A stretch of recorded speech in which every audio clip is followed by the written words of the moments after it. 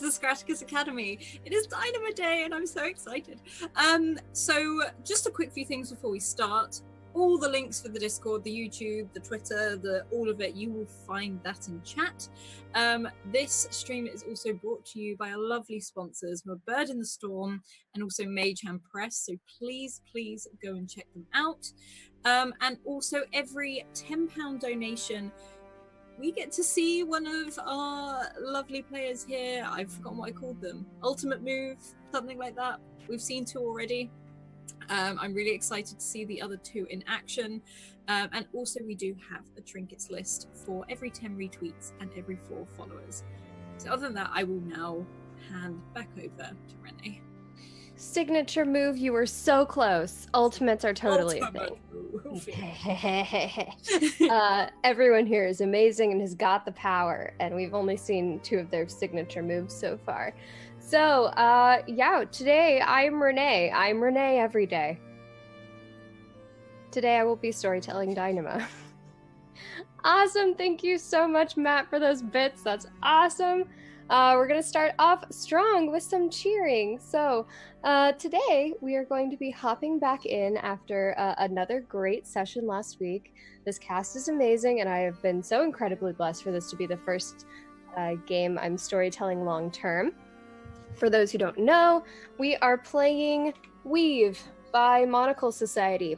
And this game is an RPG, but it is based on the drawing of cards to help tell the story, as well as to build characters. So each character has been built around cards that were drawn and a suit that they picked. Each of these elements pertaining to a different aspect of their character.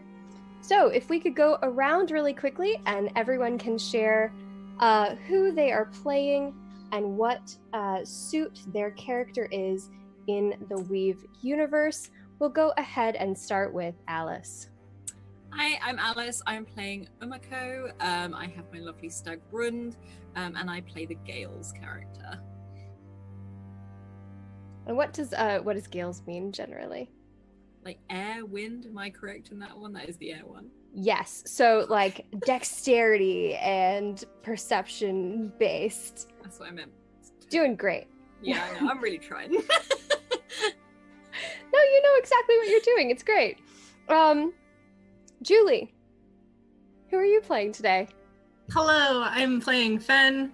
Fen almost died 2 sessions ago, but they got better. And, this is the Stones suit character, which is based on kind of strength and constitution, toughing it out and all that. Yeah.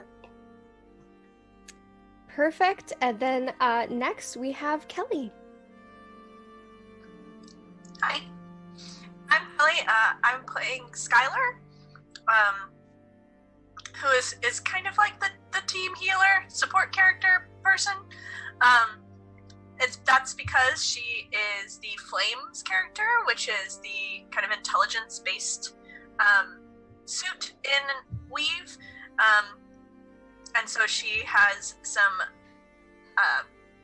ability to tap into the Dynama or the magic in this universe, and then she also has all of that training in the healing arts and the squeaky bees. Right. And next we have Jay. Who are you playing today? Hi, I am Jay, and I'm going to be playing Sierra, who is our Brooks character, which is like charisma. And yeah, she's a really cool fortune teller lady. So that's me. Very nice.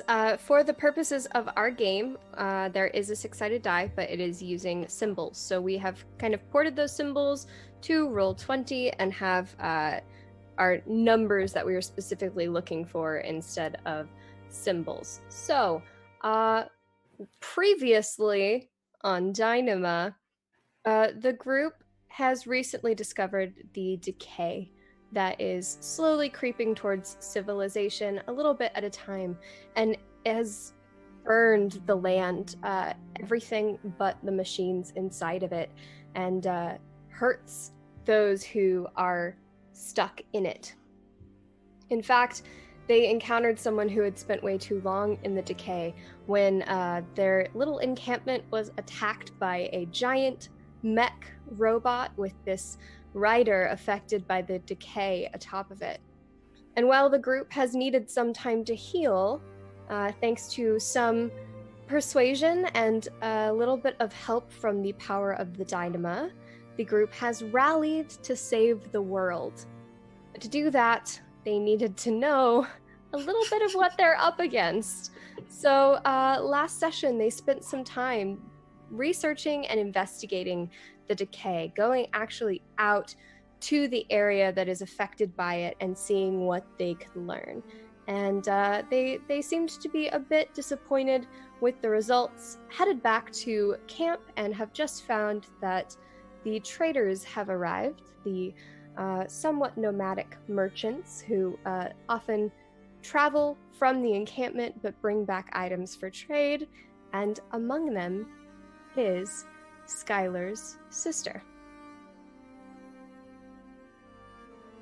And Skylar is immediately going to try and hide behind Brute. Again.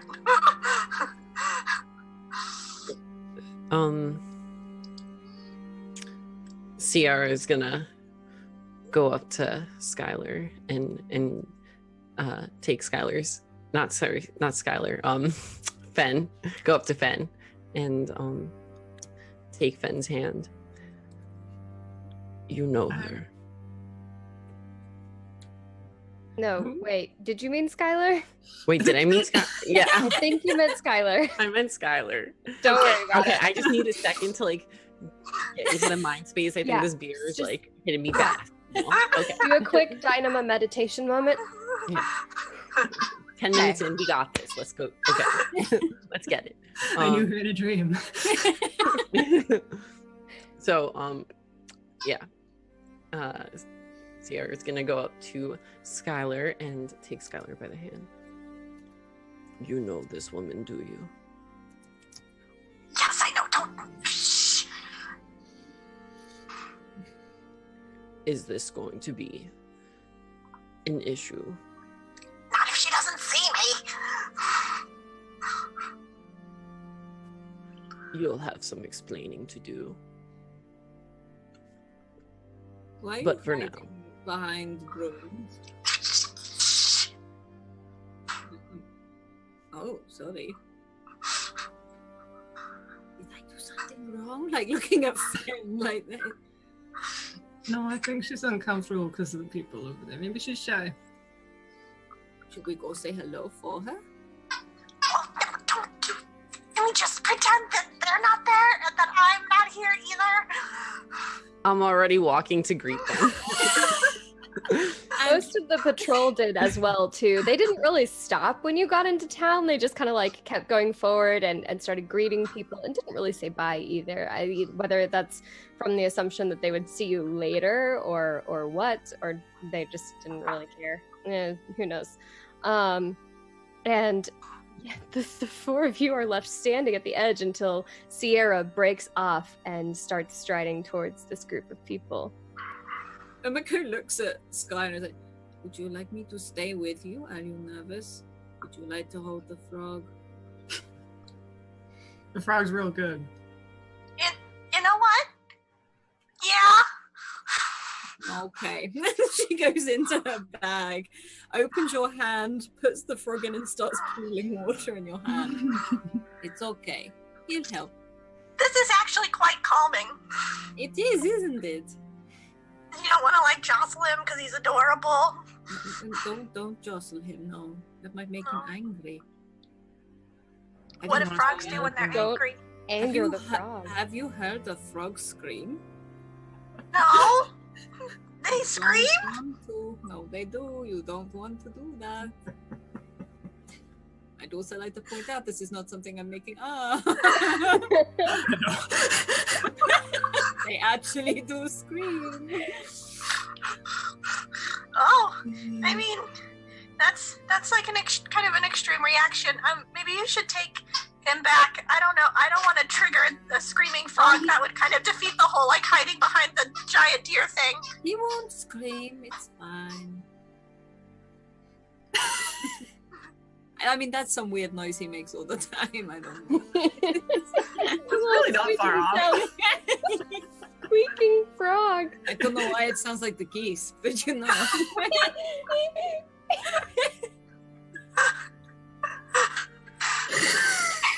Are you uncomfortable with the frog?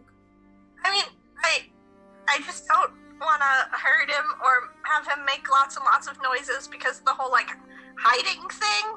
He's not loud. Look at him sat in your hand. Okay. I'll keep holding the frog. Okay. Doesn't actually squeak. Oh, I really just don't want to go over there with those people. You know, I don't do good in crowds either. We can go together if you want. We'll take Brund. People tend to move when he's there. It's not really about the crowd. But then what is it? I don't understand. It's more about my sister.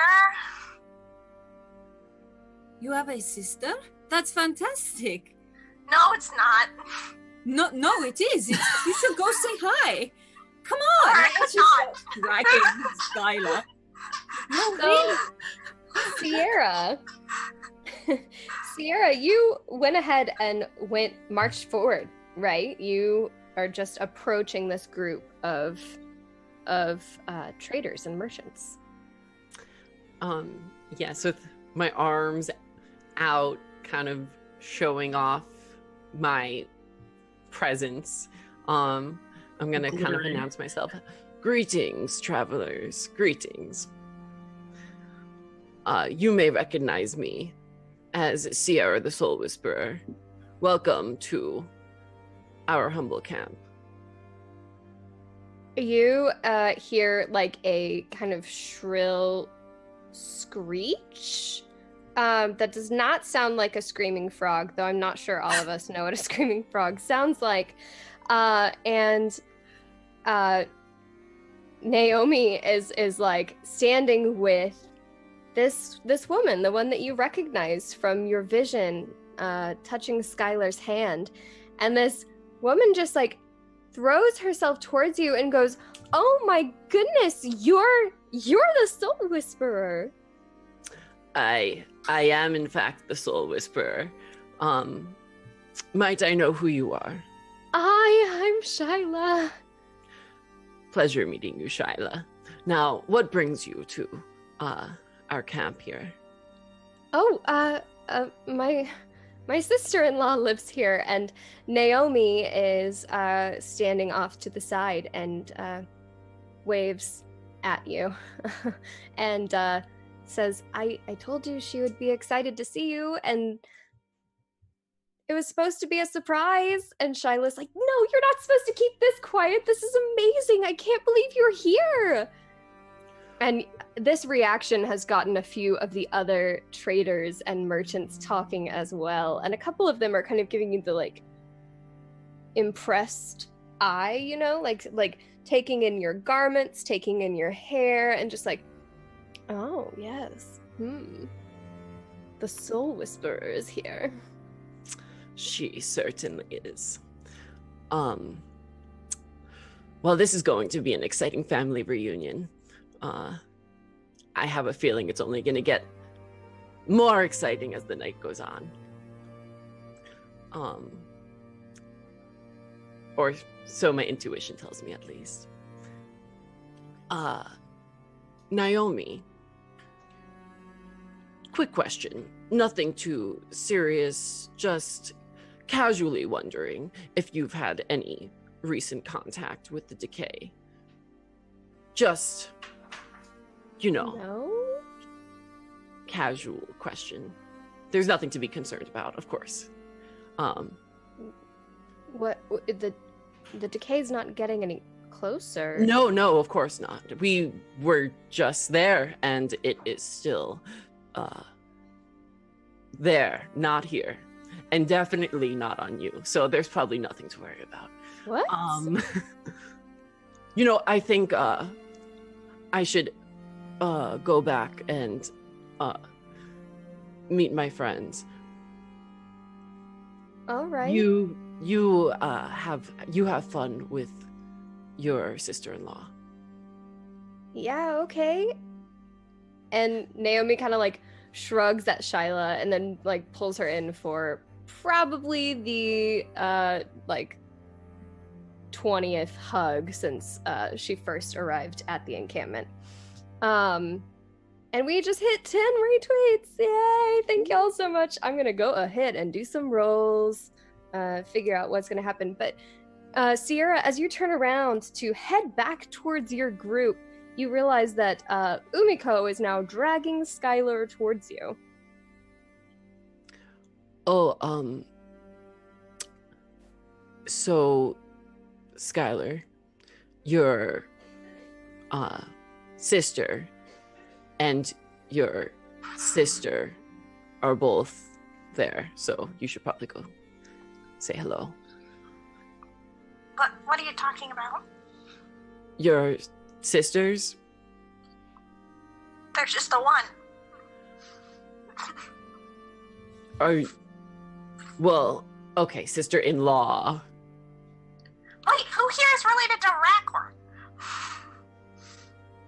Oh, the herbalist. You've spent a lot of time with her. I figured you would have known by now.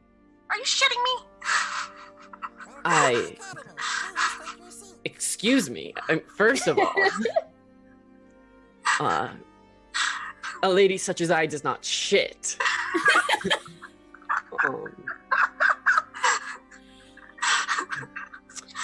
But Umiko's paused, like...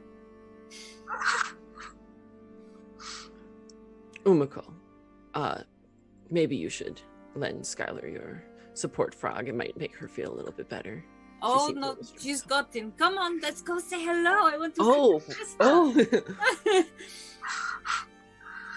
And I continue to drag her over. Now, does Skylar look a lot like her sister or very different? They have very similar facial features, but her sister is like the tall blonde version. Okay, I can spot her then. Okay. That one? Excuse me. Why are we doing this? Excuse me. If you keep messing up, kiss the frog. Don't stress out the frog. Excuse me. And I walk over and I tap this woman on the shoulder. Yeah, Naomi's kind of like pointing over her shoulder and just like at you approaching, and Shyla turns around and says, "Oh, hi! You're one of the heroes of the day, I hear, or the week, or the camp." Oh, yes, something like that. But that's not important. Look! And I point at Skylar. And then I take the frog and I take a side slide. Like Skylar, like by pointing at Skylar, I imagine Skylar was still trying to hide behind Umiko. And then She Umiko sits gets out of there, the way. like, adoringly watching. Skylar? Hello. It's good to see that you're still kicking. Hi. And she just like rushes forward and gives you a big hug. And Skylar like freezes. And her eyes get really big, like she's very confused. I mean, you're happy to see me? Of what? Of course I'm happy to see you. And she steps back a little bit and like looks at you, and she's like, You're one of the people who helped this camp? God, part of me thought you were dead. Yeah, I mean that almost happened. But no, I've just been traveling around a lot. But yeah, I'm all in one piece, relatively speaking. I'm just, I'm surprised you, are happy to see me, given the whole storming off and never looking back the day before your wedding thing.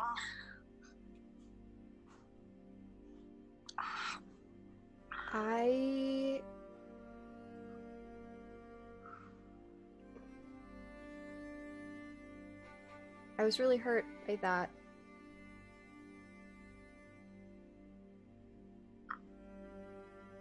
I mean, you say that like you're the only one that did the hurting.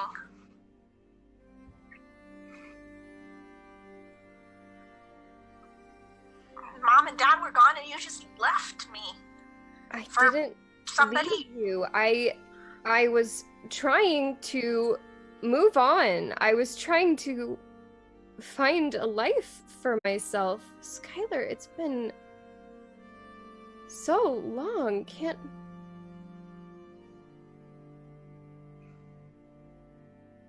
you understand? I don't.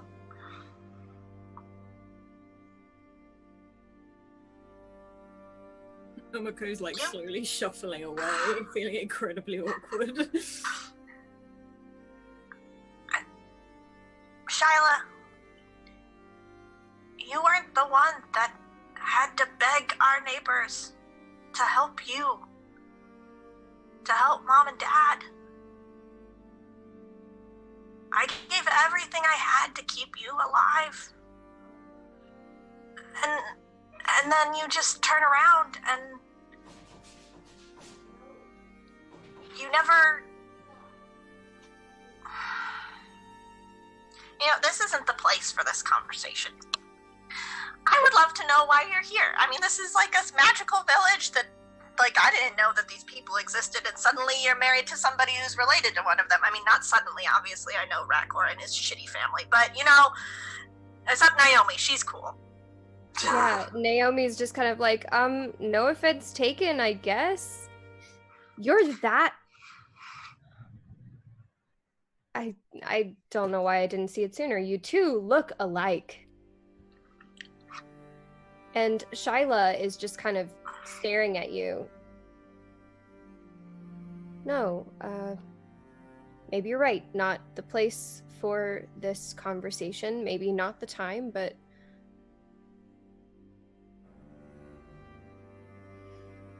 maybe we can find a time soon. Yeah, I mean, well...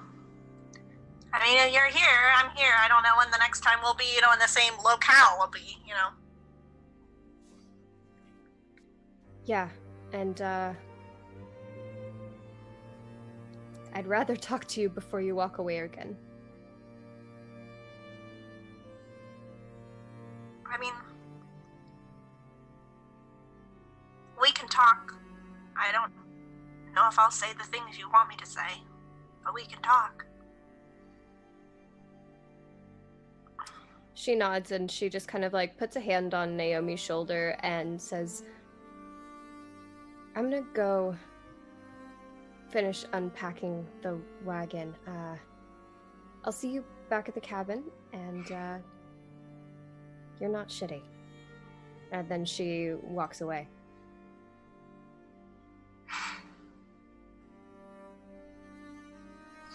I think Skylar's like grumbling to herself. She's just like, I always say the wrong things and nobody ever like gets what I'm talking about. And I just... Naomi kind of crosses her arms. Wow, I am seeing a whole new side of this situation. I don't know why it didn't occur to me. Even that day when I brought all of my herbs over. I had a picture of my family in my bag. You almost saw it. You asked what it was. Oh my... I can't believe I didn't put this together. I mean, I don't really know what there is to put together. I'm Shyla's crappy little sister. Who, you know, kept a whole bunch of people from starving to death by herself, and... Oh, sorry. This is not the time. I clearly have a lot of unresolved feelings. That my family is shitty, but you're crappy? Look, you're right. This isn't the time to get into it now, and I've gotten to know you this past week. I don't think you're crappy. But I think whatever situation this is, it is crappy. No, it's worse than that. It's definitely shitty. And I'm not going to be the one to figure it out. I'm not. But I do want to say that my family is my family. And I appreciate everything you've done, but I love them. I think that they're incredible people. And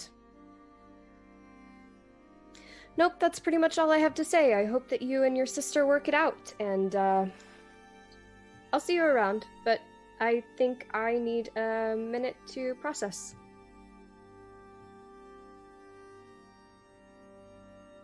And she kind of like turns and walks away, shrugs her shoulders a bit. Kind of like getting some of the tension out.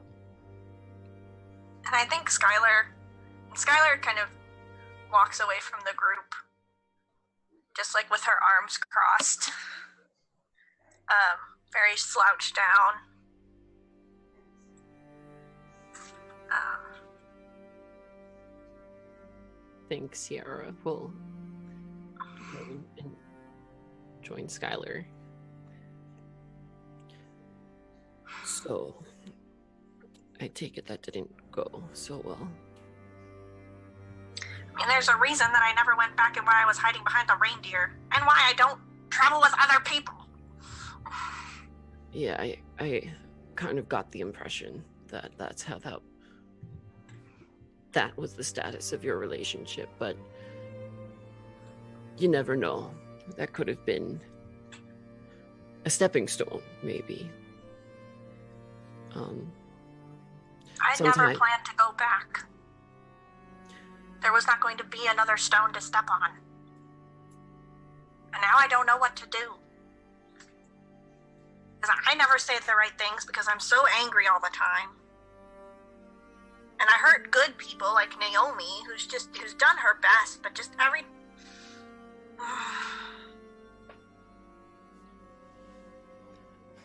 I won't pretend that I know what you're going through, or the ins and outs of your family situation. But if you need my help with anything, or someone to talk to, or you want me to read your tarot cards or something, it's just a small fee. So I'll be over there looking at the wares that the traders brought. It was a good talk. Yeah, good talk. Rebecca looks over at Finch like, I don't think I did the right thing. Ben's kind of just like wandered over with Brenda at some point. Was like, okay, I'll stop. I'm good out here. But you're reaching Umiko at that point.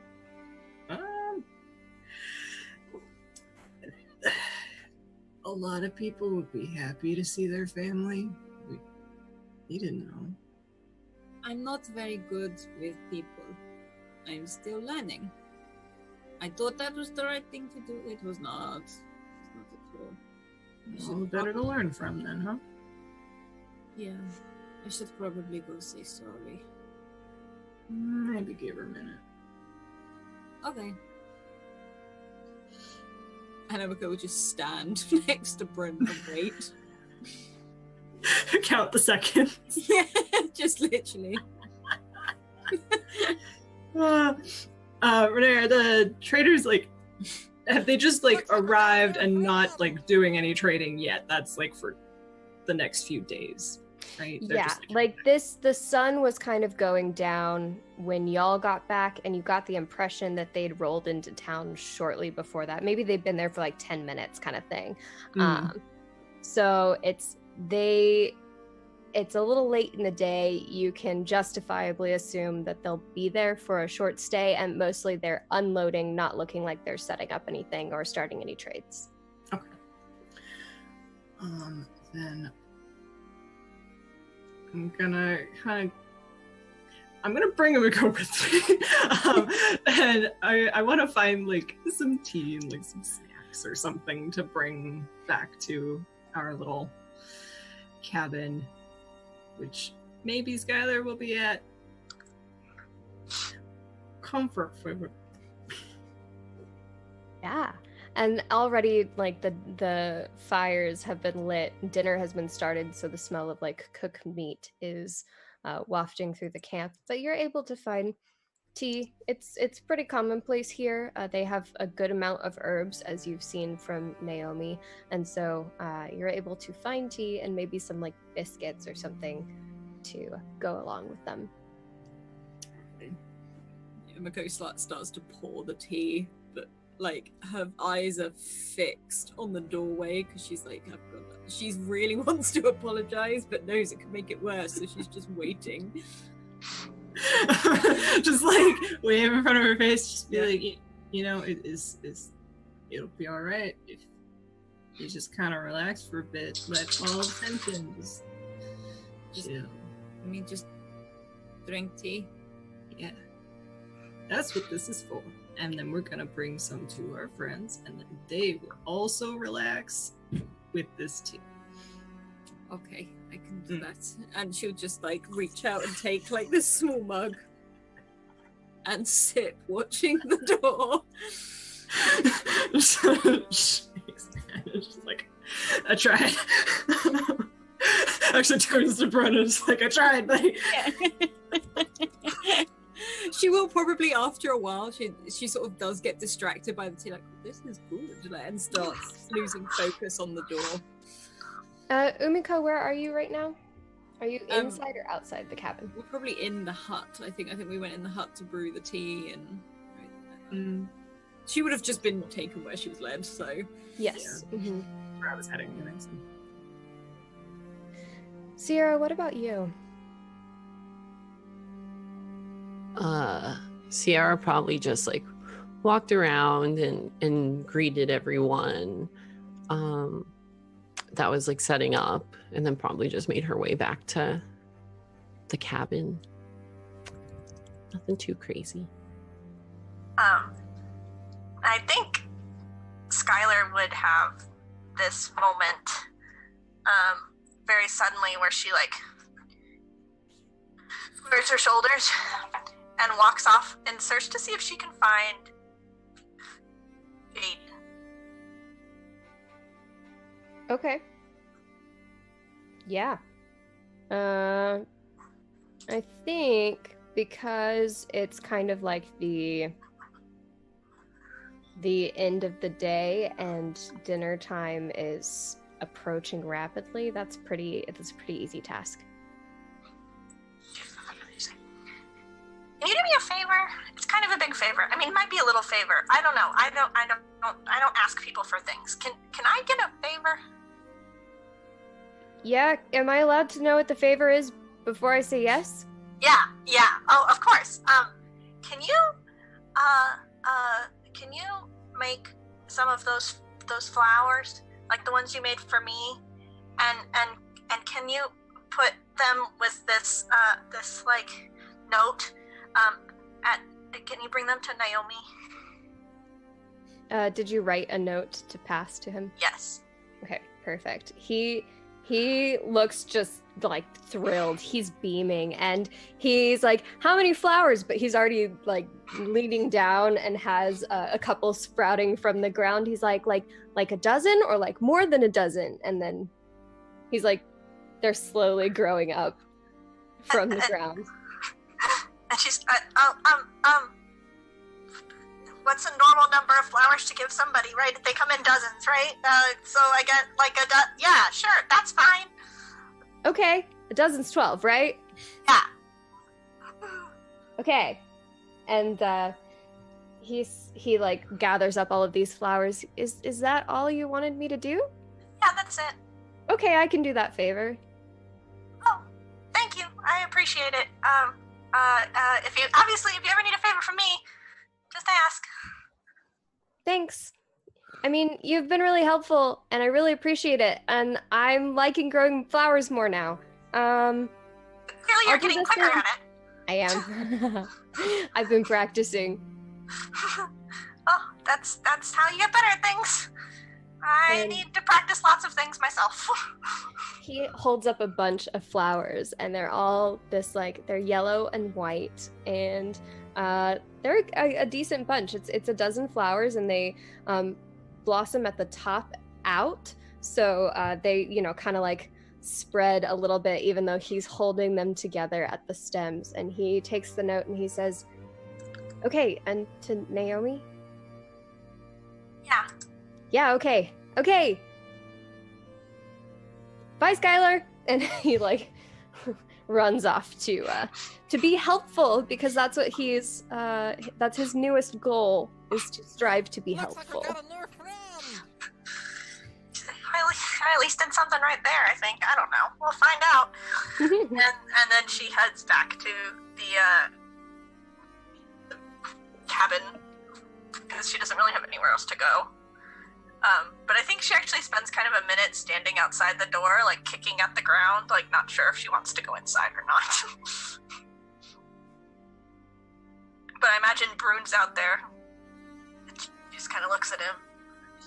I'm guessing I've been told off for taking him inside, or is he allowed inside? But he fit inside. He is definitely not allowed inside. Did he fit through a doorway? I think Umiko got him in once when she was injured, and that's most of the reason why everyone put up with it, is because Umiko's leg is hurt, so she can have her reindeer right now. But after that, it was more okay, it's a real big hassle to get him through the door. There's the antlers to contend with, and he doesn't really like having to duck to get in through this door. And so at some point, everyone just drew the line and said, no.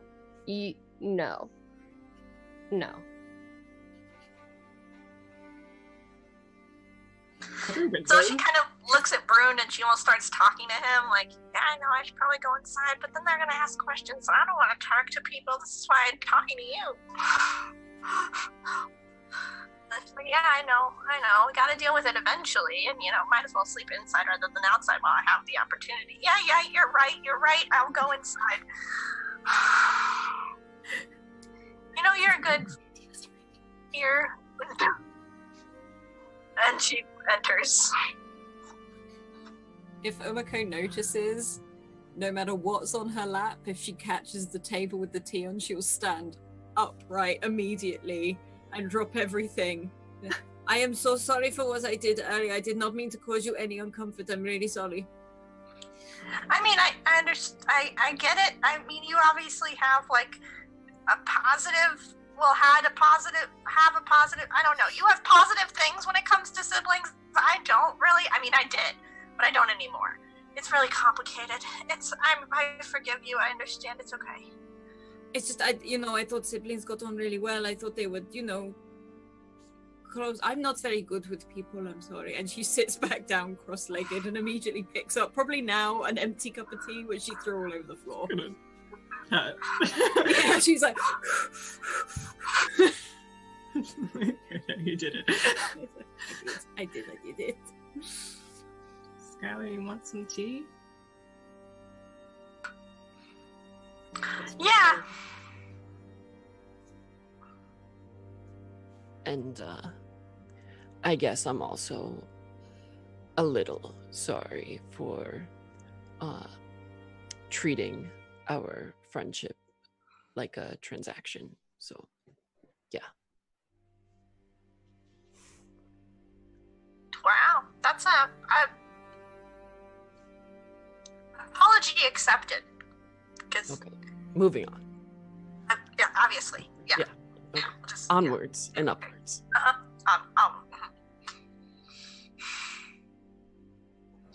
So, how was your guys' day? I think Naomi is going to die. Wait, what? Okay, Naomi. Wow. I can't Just talk cut that. into the chase. And Mako just takes her tea and is like,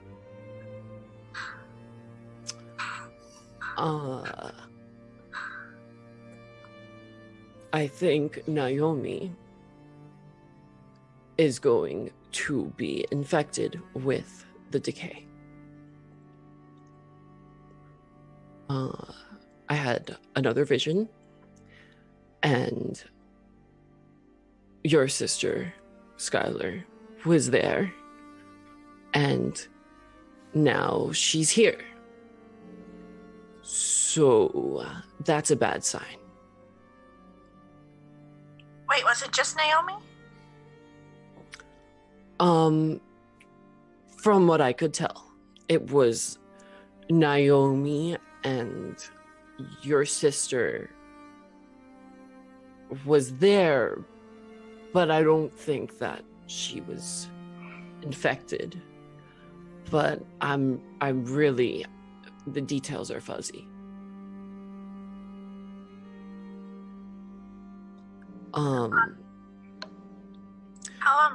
How often does what you see actually, I mean, like, what are, like, do we even, how do we, okay, breathe, calming breaths, In my seminars, I tell people to count to 10, so if you could try that, it helps a lot of people. Wait, you run seminar, no, that's, I digress. Wait, so is this, like, happening, or is this like a maybe gonna happen, or is this like a we can do something about it gonna happen? Like, what is our over under on like being able to not make this happen? In case you forgot the discussion we had earlier, Skylar, you're the Dynama expert. I'm just here with the visions. Ooh. I don't know. I wish I knew. Recently, my visions have been pretty accurate. I don't know. I don't know if we can change it. I do know that the vision I had of the bear attack was slightly different from what actually happened, but it was very close. So there might be a chance that things could change. Sierra, had you told them what had happened with your vision about the bear attack? Had you been specific at that with your companions at all? I told them that, like, I had a vision, but I didn't like go into like the details of it. But I did tell them that I had a vision of the attack. And you were excited because it was accurate. And I was excited because it was pretty accurate. Yeah. And I was like, oh, my powers are growing. Yeah. Perfect. Good to know. It has been a week. Maybe you had conversations we didn't like role play out. Yeah. I don't think I went into any more detail than what we actually like role played last week. You know, I just kind of was like, oh, I'm getting powerful, you know? Yeah. And like, that was pretty That's much perfect. Yeah, that works. So that sounds like odds are not good at not making it happen. So the only logical course of action is for us to figure out as much as we can about the decay, so that when it inevitably does happen, I can fix it. Because I fix things. I like the sound of that plan. Any recommendations for next steps? No. Because I am at a loss. Well, we saw those people, the people with the red bands or scarves or fabrics of some kind that Kelly can't remember, but Skylar probably would.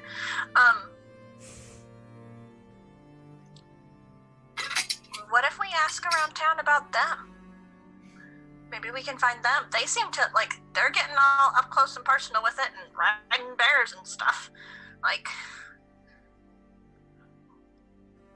maybe they know what's happening, or maybe we can, you know, sneak into wherever they're at and find out. Not that I'm particularly sneaky, but I don't know. Yeah.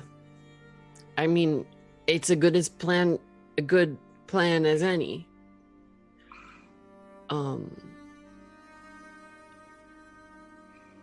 Fen and Umiko, feel free to chime in, because this is one of those We're both times just here with our teeth, just like where I think teamwork is probably a way to go. But I'm not at all concerned. Everything will be fine, I'm sure. But yes. These people can't live in the decay as far as I can tell, so they'd probably just live close to it, and that makes them how they are.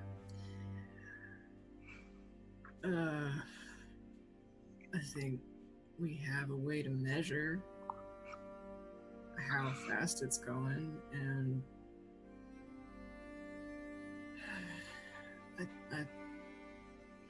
I think these people kind of need to face the idea that maybe they might need to move. If it's getting that close, that fast, I don't think they should be here to try and fight off whatever comes. At this point, the door swings open and Mare strolls in. He's kind of laughing and saying bye over his back to somebody else, and he has like a plate of food still, and he kind of turns around as the door starts to shut behind him, and he's just like, oh, you were all in here. We not be? Oh, I guess I didn't. Am I interrupting something? I can leave. No. And like Umiko's looking at his plate of food, like, no, you come sit here. He kind of smirks and he takes his fork and like, he says, you know they're serving dinner right now. Right now? And I look to the others like, I mean, we can't plan on empty tummies.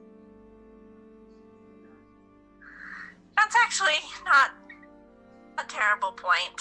And maybe while we're out there, we can ask some questions. I don't know. Maybe we'll find Bastion and be able to ask him about the red people or whatever. Okay. And Umiko jumps up. Let's not mention the vision to Naomi. What vision? I just had this vision that Naomi was going to win the lotto. Her lucky numbers are 4, 3, 18, and 21. But we don't want her to know because it would ruin the surprise. It would no ruin the way. surprise. Oh, totally right. You want those moments to be like real and in the moment, you know? Yeah. 100%. So Umiko, we don't want to get her too excited. You know, or worked up in any way, right? Or like, worked up. We don't know about when this might happen either, you know? It could happen anytime. It could happen in tomorrow or 2 years. I You won't I wanted to plan. guys. talk to her at all. I haven't spoken to her yet. That's a good start. That's a good start. Perfect. Can I? As you were. And she sort of goes and ducks out the door. Following your nose. Yeah, I'm following my nose. It is twitching. Oh, it smells pretty good. Yeah, they had a good haul from the hunt today. Those who brought food back. But she'll probably take like a plate or something and find them and just hold her plate out. So it's like, could I have a little bit, please? You get like a slab. It's venison. You get a slab of venison. Oops. And like she looks over at Brun and is like, starts walking in the opposite direction. Thank you. Does she eat it? Oh yeah. Oh, She I wasn't sure when I threw that at you. How Oh, she no. was She farms reindeer. She's eaten them. right. She just doesn't want Brun to For see. to see. Like, and if he looks at it, it's just like, It's okay. It's cow. It's cow. As they walk past. I came with unless there was any. Oh, good. I'm so okay. Mare kind of like looks at Umiko and then back to the rest of you. So, I, are you all gonna go, or I came back to find you to eat with, but if you're all gonna go outside, I can go back out. Oh yeah, I was heading out with him, or just Okay. like shortly behind. Yeah. I think we should be amicable and have our presence be known. Okay. He never even sits down. He just turns back around and heads out with his full plate of food and just kind of like follows you over. Magda has gotten a plate of food and she is sitting with some of the people you were patrolling with earlier. She has not really been as nearby since the Dynama window occurrence event. It wasn't an incident, but she's just been a little bit more distant since, and she's sitting across the way and makes kind of eye contact with y'all, nods a bit. But Mare sits down with you with his plate of food around one of the campfires. Mako's just shoveling the food in. Skylar, across the way at one of the other campfires, you do see Shyla. Her back is turned to you right now, but you recognize her hair. And just the way she holds herself, her posture. She's sitting next to Naomi and a couple of others from the camp that you recognize. Maybe don't know the names, but you know who they are. And I think Skylar would sit down around the campfire in such a way that she's like angled to be able to see where Shyla is out of like her peripheral, but that like she could argue like, oh, I didn't see you over there.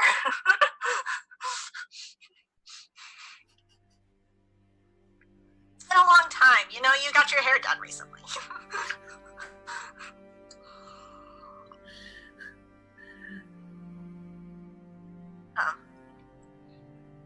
I think Sierra is probably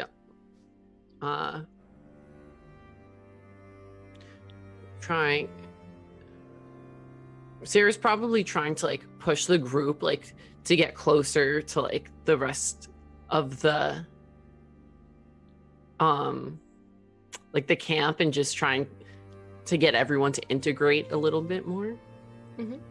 You know, just... Yeah, there are a couple of the patrols who have kind of like, they're set up together, but they're all kind of laughing and talking. A couple of the merchants are with some of the people who are generally around the encampment during the day.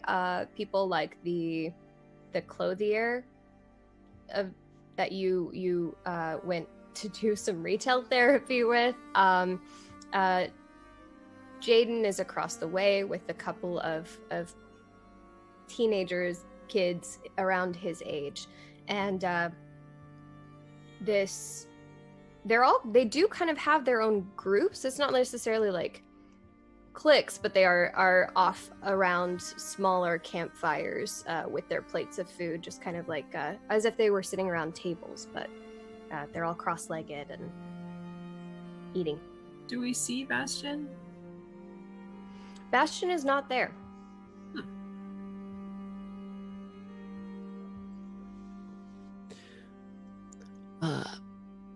I'm gonna kind of lean into everyone, into our group. Guys, maybe we should mingle a little bit and find out a little bit more about these travelers, and maybe they'll have some answers. Yes, Umiko. What does mingle mean? Mingle. It's like schmoozing.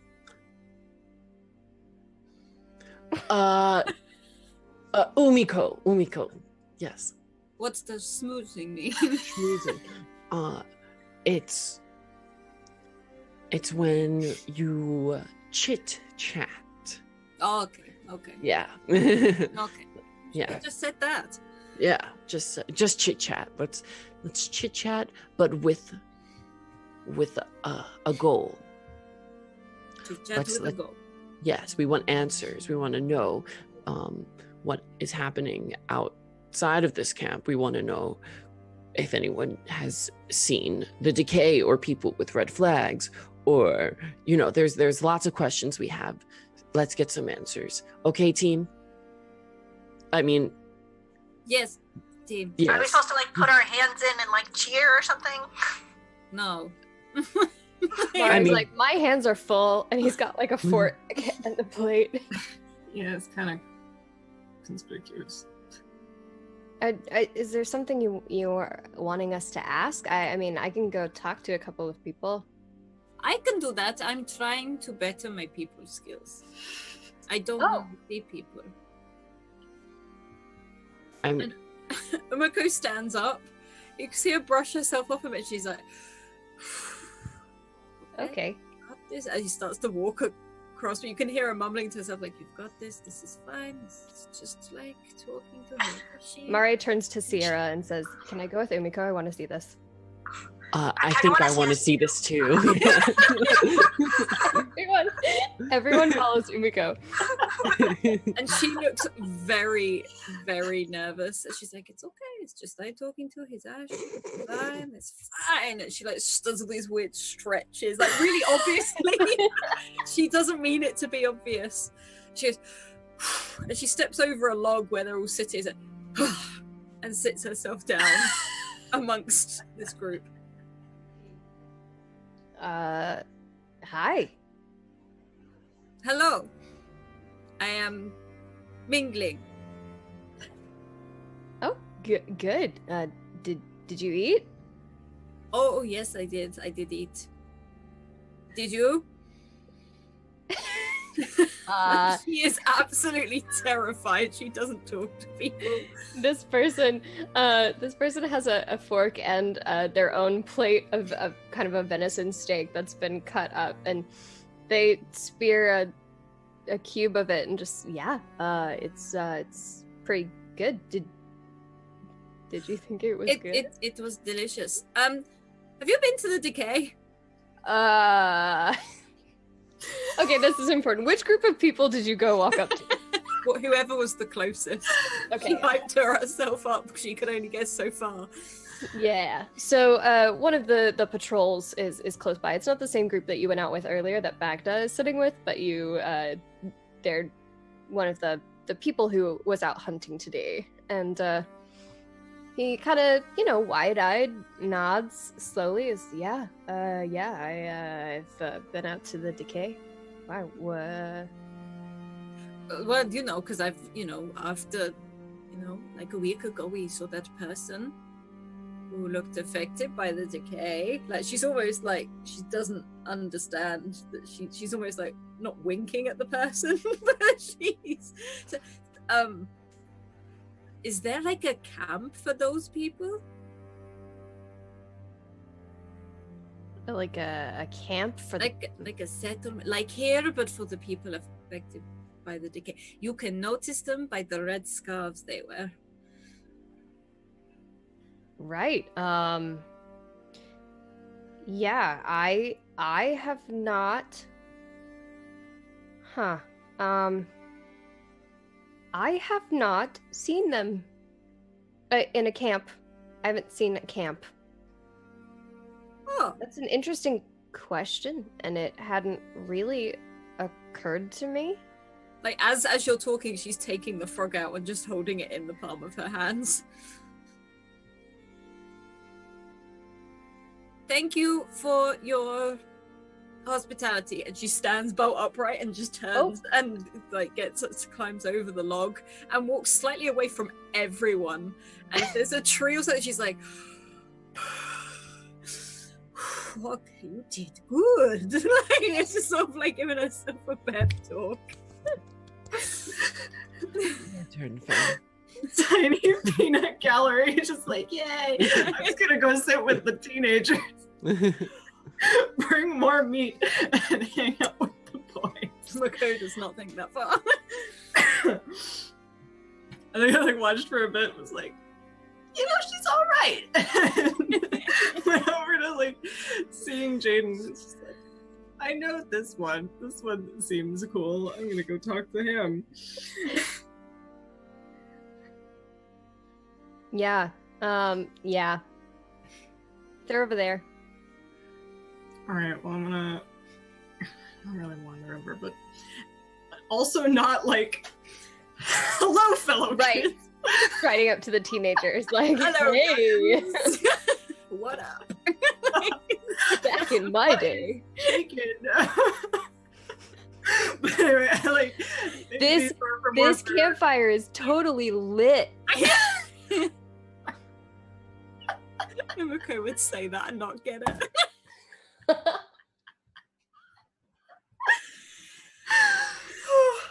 Okay. So, taking my detour to get more food over to these kids. I'm just like waving at Jaden with the cool mechanical arm because he enjoyed that. Hey! Hey. Mind if I sit with you guys for a bit? Sure. Come join us. And Jaden like kind of scoots over and makes one of his friends kind of scoot over too to make room for you around the fire. It's like, be cool. This is Finn. Be cool. Finn, you're cool. I'm cool. Honestly, internally, it was a little like, oh. But yeah, I brought some more because, you know, we're always hungry. But I've been meaning to ask because, you know, some of these people don't always want to say what they mean, you know, and they don't see everything that goes on, or they don't want to see it and then don't tell anyone about it. But what I was wondering about is, have you ever seen any more of those, I don't know what to call them, the person that was riding on that big bear thing, kind of what everyone thought we might have been before we made peace. People that like attack each other, dangerous folks. Like the one that was riding the bear, like the same kind of people, like more of them? Yeah. Is that the first one you ever saw? Yeah, I mean it is me, and one of the teens across the way is kind of like, I've seen one. And they all kind of like look at her for a second. She goes, yeah, no, I saw one. It was a ways out from camp, but I saw one for sure. What were they doing? Nothing much. I mean, I didn't really like approach them or anything because they were just kind of like creepy looking, you know. I don't know. I came back and told people. They just said it was like a spirit or something. I probably saw a spirit of the Dynama. Weird. But then after the bandit came or whatever, you know, like, I'm guessing there are more of them. That's just my theory anyway. Well, we saw one today, but they weren't really alive anymore. They were at the edge of the decay, and I have an idea that that's what it is that makes them so sick and creepy looking. Jaden kind of opens his mouth a little bit, like, so there are more of them. Yeah. Oh.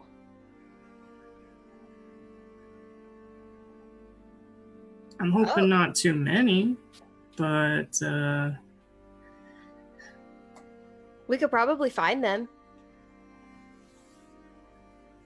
what, like all of us? Or Yeah. friends, or are they allowed to come? Sure. I mean, yeah, sure. I figure if we, you know, put our minds to it, we could totally find where they are. We just didn't really know that they were a thing. Well, it's something we gotta keep. Well, I don't want to keep it from anyone else. I mean, the more help, the better. But it could be dangerous, so we're all gonna be real careful about it. I wouldn't go alone, but if any of y'all are going with any of the patrols, maybe keep an eye out. Extra eye out, I mean. Okay, we definitely will not go alone. And all of the kids kind of nod and like smiles. Nope, we'll stay. We'll go with patrols. Yeah. Yeah, I don't really believe that, but could you at least take me with you? Yeah. Alright. You see one kid just like jab another with their elbow, like. They're all kind of smiling and nodding. Good talk. Well, I'm gonna keep eating and making like small talk about, I don't know, if there's like other weird mechs that they've seen that have gotten closer to camp, because like we have heard word of more of them around. Yeah, you talk. They are full of just random things that they hadn't really like talked to anyone about, because no one really listens to teenagers still, even though this is, you know, how many centuries in the future.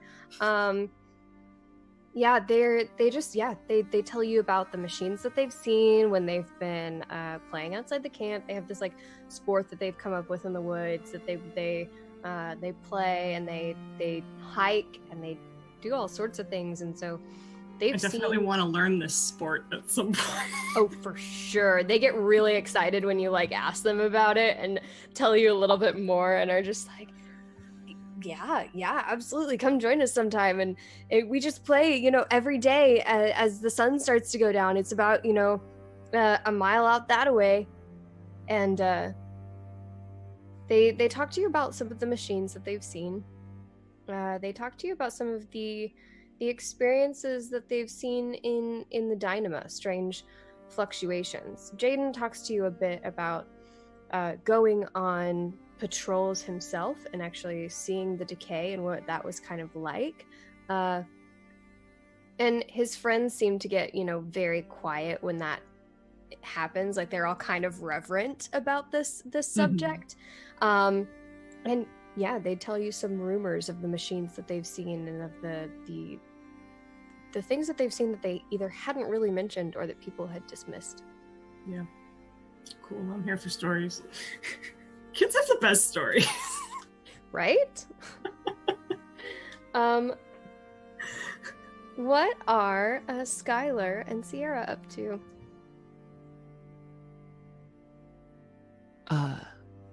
Skylar, maybe we should hit up the traders, the new guys in town. Figure out what they're about. Yeah, I mean, fresh people, fresh stories. That seems like a good idea. Would you happen to know why your sister might be in town? I have not a clue, actually. Like, the last thing I knew, she was just gonna be settling down in the same town forever. I don't know. I mean, I'm sure that Raycourt dragged her here to say hi to Naomi, but yeah, I've got no idea. Well, I don't want to put you in the uncomfortable situation of having to speak with her again if you don't want to, but I do think it could be good for us to ask them some questions and get some more information, and perhaps you being there will make your sister a little bit more willing to share. Ask them some questions and get some answers. I don't recognize, like... Am I just like up? Am I failing pop culture right now? What's a fire? And why does it? What's the word? Burn. Oh, is that Little Mermaid? Yes. Ding, ding, Okay, ding. cool. Okay. You got it. See, you didn't fail. The little Dynama creature whispers in your ear and begins singing this beautiful tune, inspiring you into action. You hear the fire singing it, actually. Ah, Oh, that's weird. Yeah. That is very suspicious, Skylar. You're going to need to explain that at some point. No, I don't know. I don't. I mean, Did you things do around that? here seem to just break into song randomly. I really think that was probably the decay speaking to us through the fire. It's very likely. Y'all, I have laughed so much. I need a quick bio break. So if y'all want to talk amongst yourselves or do some role play real fast, I will be back for some more NPC conversation in a second. Do your thing. Umiko is so proud she spoke to people. Oh my gosh, we're all so proud of Umiko. Oh, proud parents. It was amazing. I just imagine like all of us were like, you just saw like our glowing eyes like over like Umiko's shoulder, just like watching her. like cats in the distance. Yeah. All huddled together. She's doing it, guys. And we're all just nudging each other, like we're all like kind of like in the ribs, like, you know, like, did you see that? Did you see that? She actually had to take a moment to breathe, like afterwards, just like, oh my god, oh my god. People. Tyler takes out her journal and holds it up and it just says 10 on it. Yeah. Like literally the only people she's had a proper interaction with since she was 6 is Oh, you wow. guys. Or like whoever she's selling reindeer to, but that's kind of business, not small talk. And she's used to that as well. People genuinely want reindeer. So Also loving that Fen is like the coolest kid on the block. I know. Like, like they all just want to be you. Like, Oh, I love it so much. As soon as I heard there was a bunch of kids, I'm just like, yes, they would tell me the fun things. and you totally didn't just give them a death sentence, you know? Like, not at all. Just they go wander around in the woods looking for scary people. Because you do know how teenagers work, right? You tell them not to do something, and then they're inevitably going to do that one thing that you told them not to do. Specifically that. I Yeah. feel like Jaden is going to be sensible, probably go along with it, and then be like, this was bad last time I saw one of these people. I almost died. Oh. Yes, but Jaden also now feels like he wants to be helpful. I know. Oh, Let's no. just That's hope the that idea. like let's just hope that the whole like whole village getting wiped out by mech robots thing was like an isolated situation in Mellowary and doesn't follow us around, you know? Hi. Oh, I'm putting money on us having to rescue Jaden from kidnappers at some point now. And Fen's gonna be there like, what did I tell you? Oh, you kids. You meddling kids. What does meddling mean? Like, I thought you were cool, That Fen. was genius. what does mingling mean? Like, what does schmoozing mean? That was good. I don't know. Oh, Oh, I love it. love it. And in chat, you're getting a good inside view of what happens after stream. It's just us three laughing about all the jokes we made Yeah. that day for an hour and a half. Yeah. I hope that's entertaining. Like just watching. It's not Oh my just God. enough. It's like, oh, remember when I said that thing like 5 minutes ago and it was just so funny? We are literally streaming laughing at our own jokes. Yeah. This is what this is. Guys, I did a whole bunch of planks today. This is really painful. Oh no. Gotta pop a Tylenol. Oh. Get yourself a Tylenol and a glass of wine, honey. Just like. Oh, my abs hurt. Oh. Oh. Breathe, Kelly, breathe. Tramp, are you checking in on me? Oh. I have a small pile of dog toys, by the way, sitting next to me because he keeps grabbing one and bringing it and dropping it and then staring at me for a minute, and then I'm not throwing it, so he goes and finds another one and brings it over here and drops it, and he's like, what about this one? And then I don't throw it, and then like... Well, at some point we're gonna need a guest appearance from our favorite flock of geese. So Yeah. he's ready for that. Whenever that. Oh no! There it is. There we Squeaker's go. going down. He may be gooseless soon. Oh no. Yeah, it's not squeaking very well. Oh. Maybe if you bite it. No, don't do that. I did like that in the Zoom chat. We were talking about how it's like no one in this group has any kind of people skills, and I said except Sierra, and then Renee responds, if you can call pointed insults people skills. Yeah. It's like Sierra's like that character where it's like, oh, so many people like her, but like it's only people who don't really know her at all, you know?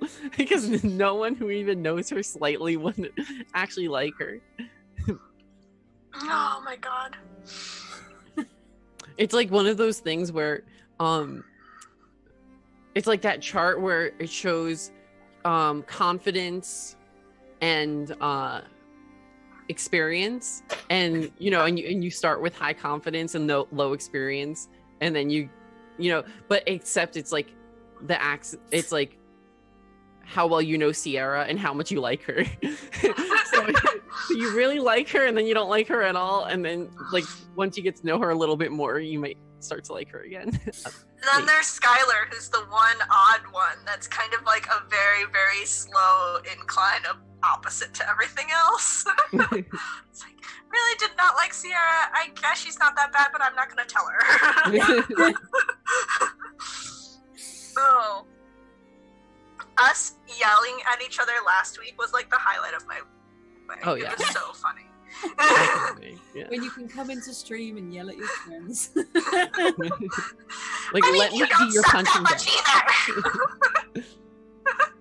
Like, Appreciate me. Oh, it's so good.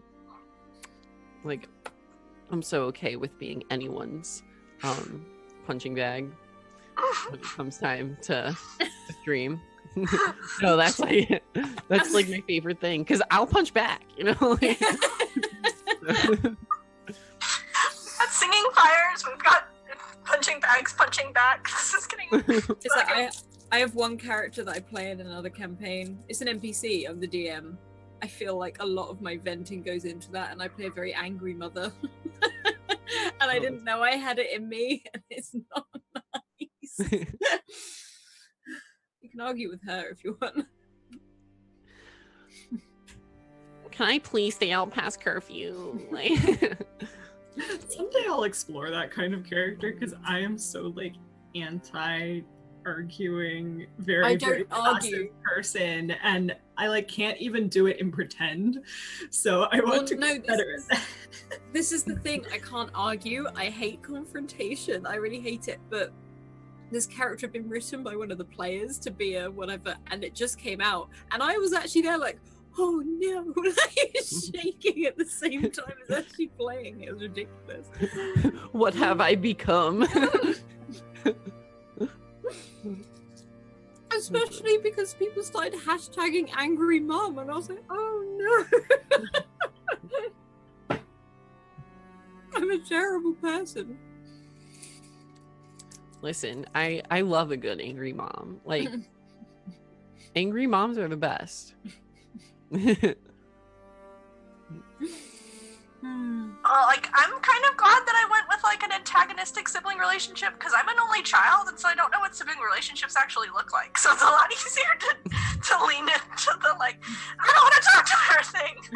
Like, I don't know how to do this. I have a dog. sibling. Yeah, no, I mean you're doing a very accurate portrayal as someone with an older sister. Well, maybe not that accurate. I haven't yet ditched my sister on the night before her wedding, but you know, I mean, you never know what could happen, right? Like, but you never know, you know. Sorry, I'm back. Welcome back. What happened while I was gone? we laughed at our own jokes for 5 minutes. Oh, good. So, like, what we do most of the rest of the time. Oh yeah, no, that's what we were saying. Cool. Okay. So Sierra and Skylar were going to talk to some of the other merchants. I think specifically they were going to go talk to the merchants where Skylar's sister is. Oh, okay. Even more fun. Yes. Okay. So this campfire, they have a couple of people mingled in that are from the encampment, but definitely a number of new faces as well. The group that came into town had about 10 people with them, Shyla included, and 9 others. And Skylar's going to lean to Sierra and be like, you're the people person. You take the lead on this. Okay, now you feel free to chime in whenever you feel I ready. will definitely chime in. If I start talking first, then Shyla's gonna want to talk to me. Of course. Hello, everyone. Hello. How are you all doing tonight? Oh, offer to read some fortunes for information or something. It's a good idea. Yes, Soul Whisperer, hi.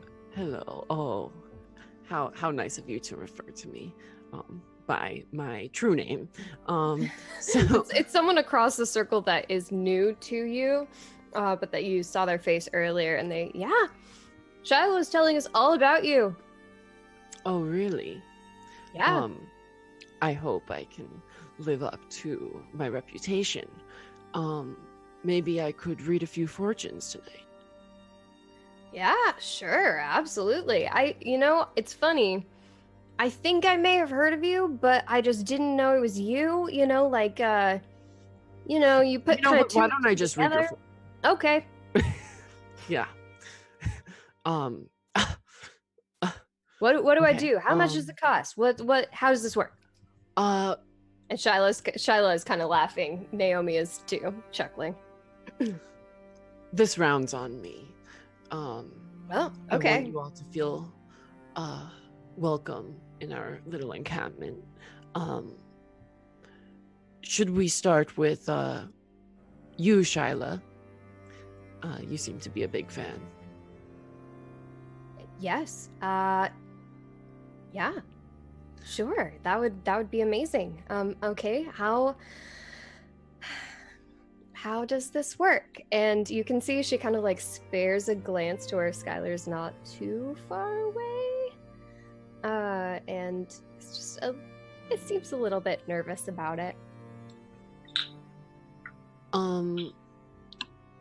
Skylar, I might need an assistant for this one. I need a focus to channel my powers. Like why a don't- rock? No, like you. Would you both mind putting your hands out for me?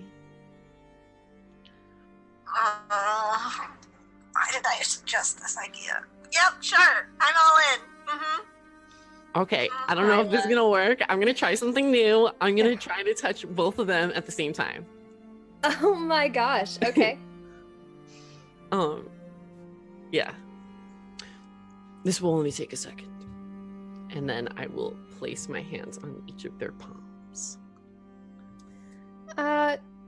Skylar, there are several significant moments in your life with your sister. And one of them, Sierra saw when she touched your hand for the first time. the fight that ended up putting distance between the two of you. But there was a time before that too where you weren't fighting, and in fact, you were afraid for her life. Can you describe a scene for us, please?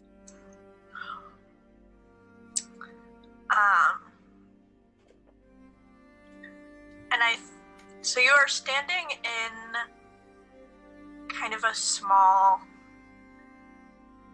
literally cabin in the woods. It's only got a couple of rooms, but there's a few, like, beds have been pulled out from back rooms and into the living room, and you see a much younger version of Shyla lying on one of the beds, wrapped up in blankets, shaking, very clearly ill.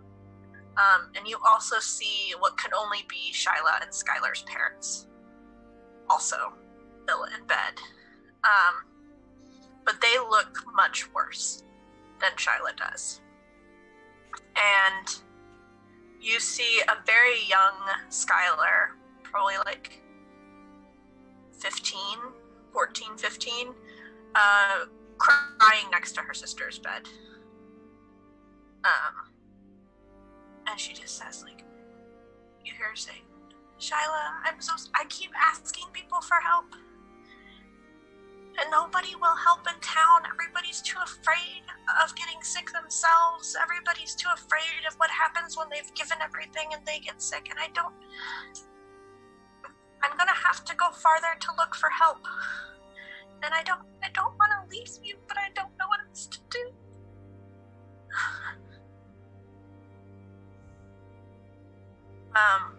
And you see Shyla kind of tiredly reach a hand and just kind of place it on her sister very lovingly. And she doesn't have a lot of energy. She can't really respond, but it's very clear that there's this love passing between the two of them. Before Skylar kind of stands up and wipes her eyes and grabs kind of a cloak, and she goes over to an area where there's like coats and clothes and gear stored. And you see a man's coat, a male figure's coat, a broad man's coat. Hanging next to it is a large messenger bag. In fact, the one that Skylar now always carries. And she looks at it and she takes it off the coat rack and walks out the door.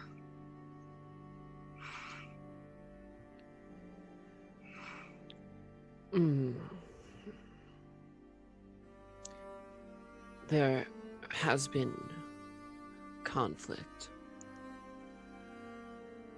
but Skylar, what's your sister's name? Shyla. Shyla. But Shyla, you owe Skylar your life.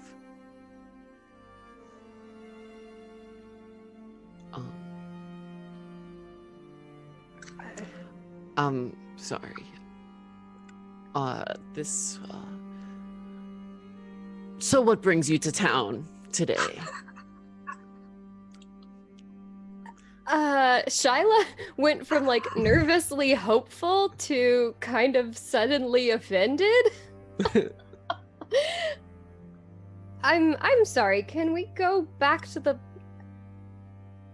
Oh no, sometimes my visions get kind of wonky, and there's a lot happening in the Dynama around here because of the decay. I don't know if you've heard of it. Yes. And it just messes with my head sometimes when we're this close to the decay. So I am so sorry. That was very out of line. I am so sorry. Now, so what brings you to town? my sister-in-law is here, and apparently my sister is too, and of course, of course I do. Of course, I wouldn't be alive without Skylar, but does that mean I dedicate my entire life to what she wants of me? Can't I dedicate some of it still to what I want? And what I love Skylar. I always have loved Skylar. Skylar, I've always loved you. I love other things too. I'm so grateful to you for saving my life, but I didn't sell my life to you. It's still mine. Listen, Skylar, I'm sorry. I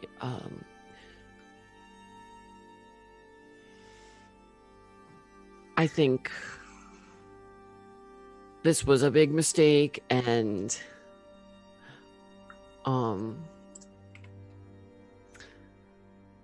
maybe this is better for the two of you to handle in a more private setting. I didn't mean to air out all your problems in front of everyone. I mean, at this point, they know 3/4 of the story already, so let's do this thing. Shyla kind of like, she's still a bit aghast and just says, I guess this is why they say to never meet your heroes. Hey. Yeah, hey. Sierra is a good person, okay? And she can't always control what she sees. And just because she saw something that wasn't particularly flattering, really, and I'm having a feeling pretty personal, doesn't mean she's bad. It means she's strong and tough and spicy. But it doesn't mean that she's bad. And just because I'm angry with you doesn't mean that I'm bad either. And just because you fell for somebody I don't like, I guess doesn't mean you're bad either, and I just need to figure out how to deal with that. Can we hear this? How loud is Skylar being? She's not being quiet. Yeah, because I think you could probably hear Shyla. She raised her voice as well.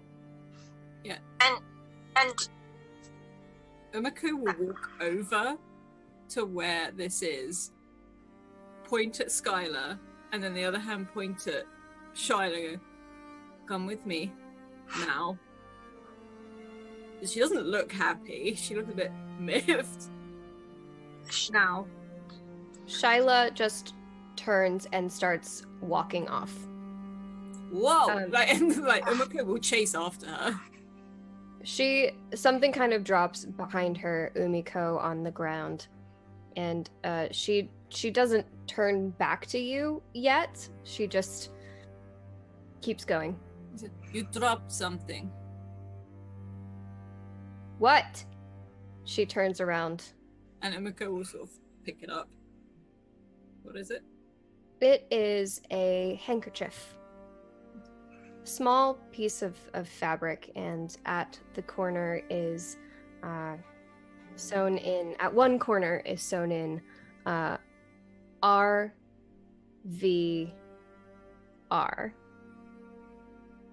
And on the other corner is sewn in SVR.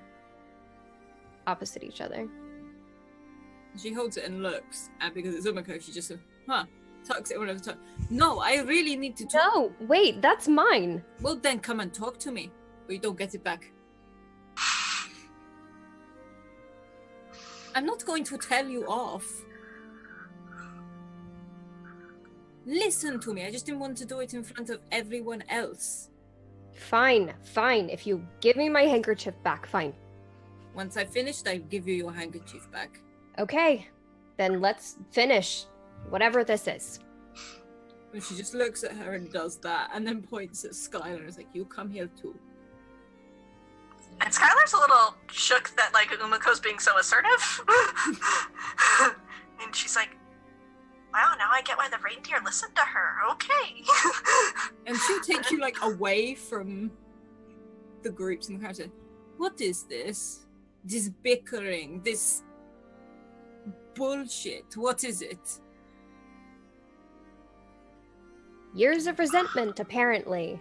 Well, whoop-de-doo, you get one sibling. Do you have other sisters? Do you have other brothers? Do you? No, it's just us. Literally now. Then get over it. Okay? Because some people don't get the chance you do. Do you love each other? Yes. It's a simple question. Like she says, looking at anyone who delays. Yeah. That's why You can be a it hurts pain so in bad. the ass to each other. Do you know what hurts so bad? Knowing I'm not going to see my brother again. You have an opportunity to sort it out. Sort it out. Because when you lose them, it is 10 times worse. Especially when you can't even say goodbye. So sort it out. And you can see she gets a little bit choked up. So you sort it out, or you will regret it for the rest of your life. Because an argument over not liking someone's husband or whatever it is, or I don't even know what it is, but I tell you, at the end of it, it's not worth it. Okay. Here's your handkerchief. As she sort of pulls it out of the front of her pocket. I am going to the river. And she sort of glares and she storms off in the direction of the river.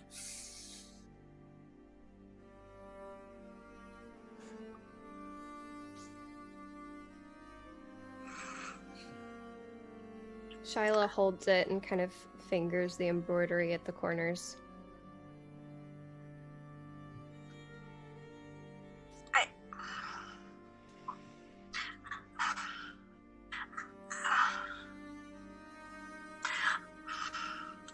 I know that you love him, and I know that you love me.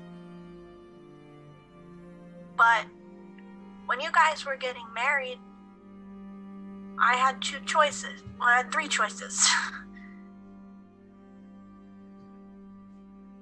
Move in with all of you and live in a house with people who slammed their doors in my face when I was trying, on the worst days of my life.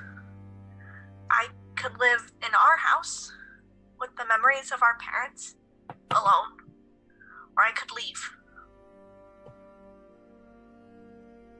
And I wasn't ready to do either of those first two options. And I felt that you weren't trying to understand that I wasn't ready to do those things. And so I got mad. And so I left. And then town to town happened, every one of them with new people with the same stories of doors being slammed in their faces when they were needing help. I saw it over and over again. And it just festered, still festers, that unhelpfulness. And as it kept seeing more of it, I got more and more resolved to just not go back, because I didn't want to go back and ask you to love me again and have a door slammed in my face.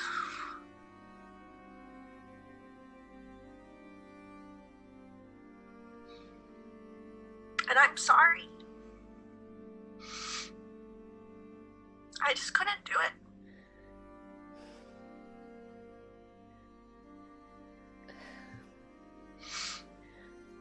Skylar, I want to understand where you're coming from. I do.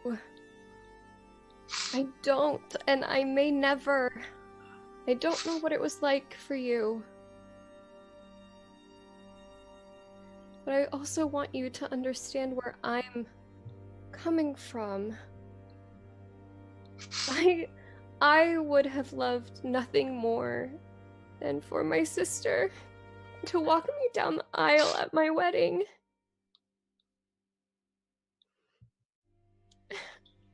I thought I lost you forever that morning. What was going to be the happiest day of my life was also one of the worst, and it was worse than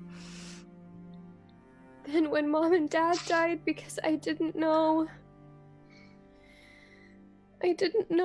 if I would ever see you again, and I thought that you hated me.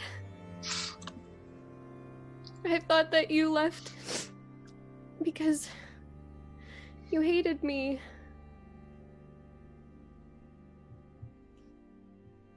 I could never hate you, Shyla. We always had so much fun together before everyone got sick. We spent every day together for our entire lives until the end. You're my other half. I just didn't know how to share you with people. I have two other halves. Part of my heart will always belong to you. You're my sister. Part of my heart belongs to Rackard now, too.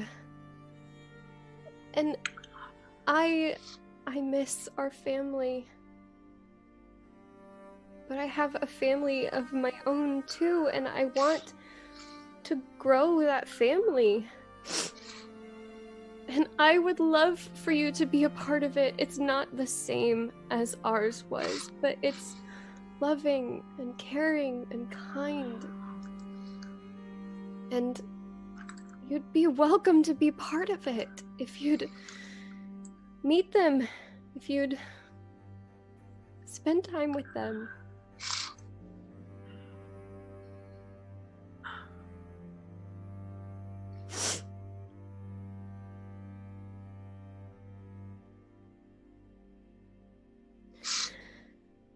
Okay, but you don't get to cook. You were always really terrible at that.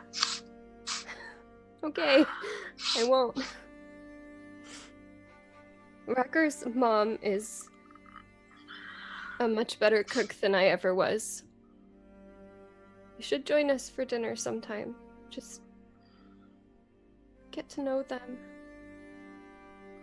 Get to know them like I have.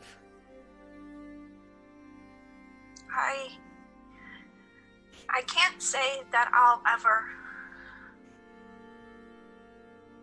feel at home with Racker's parents after everything that happened. But I can, try not to be so shitty. It was hard. It was all hard when Racker's dad remarried. I was with him because it was hard on all of us. It was a change, something we didn't see coming, but she's now just as much a part of the family as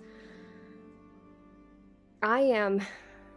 And I am a part of their family, and I want you to be too. I know they'd welcome you with open arms. You've met Naomi? She's great. She is pretty cool. I hope she got my note. She did.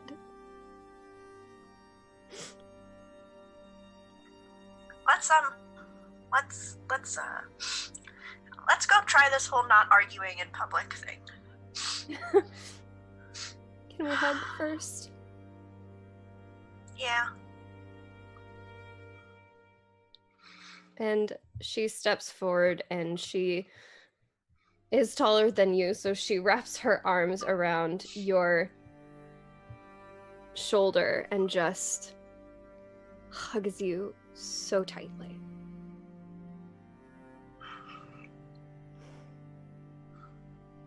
I love you, Shyla.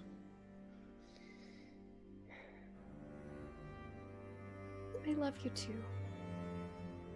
So much. And I never would have expected to see you here, but I am so glad I did. Yeah, right. What are the odds? It's like the Dynama is taking control of our lives. You'll have to tell me more about it now that we're talking. We're talking, right?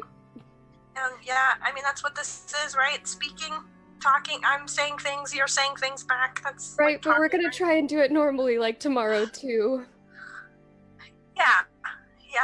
I've got a lot to fill you in on Okay. about things happening here that might mean that we don't get to talk as much as we would like. Okay, But yeah, we can,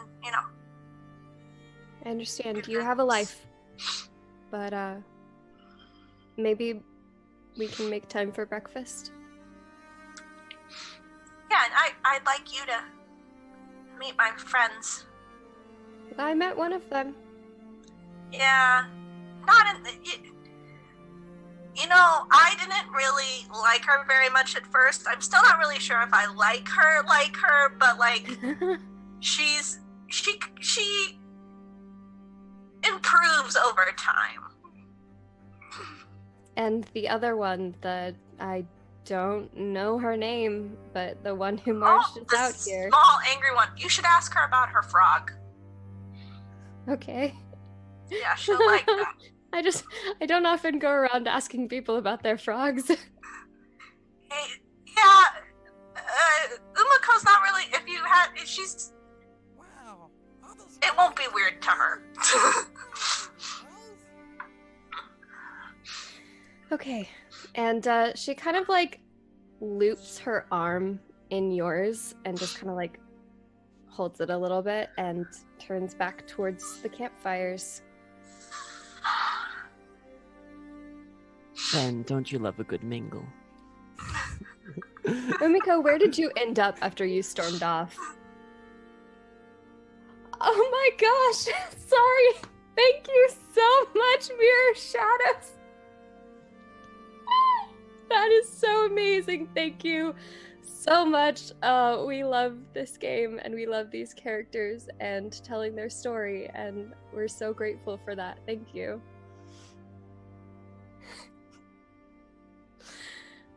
Umiko, where did you end up after you stormed off? Umiko just went to a river or a lake or something and got straight in it. She's trying not to cry, but at the same time she's trying to work out if she is, because she just like generates water in general. This is probably something she's not done for a while, but she'll go and she'll sit as deep in the water as she can and probably take out her frog.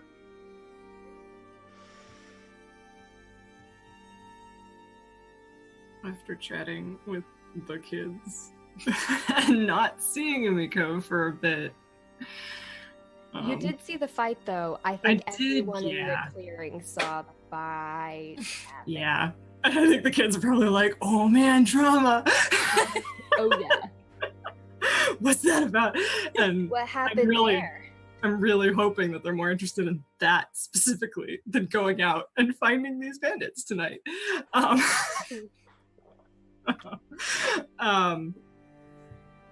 saw Umiko walking off, gave her a bit, and then She is storming, but it's like a 5-year-old storming off, not an adult.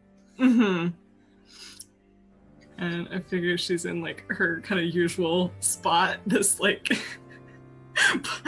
body of water that she seems to retreat to and or sleep in. I'm still very confused by this, but you know what? It makes her feel better. I'm definitely making sure to bring Brund if he hasn't joined you already. He probably hasn't joined her because she stormed off in a direction without him being there, and she's literally just sat in with, I don't know if it's a lake or a river or whatever it is, but she is like up to her like shoulders in it just. and she doesn't know if she's angry or upset. I don't know if Friend's gonna really do anything at the edge of the water, but after just kind of like watching her for a bit, I'm gonna take off my boots and get in with you. Just slowly like wade over and just like, I don't know why you like this, but it's comfortable, as she's like quickly wiping her face. Like it's comfortable. You don't like it? It's kind of cold after a while. It can get chilly, but it's calming. Sometimes I just lay on the bottom for a while.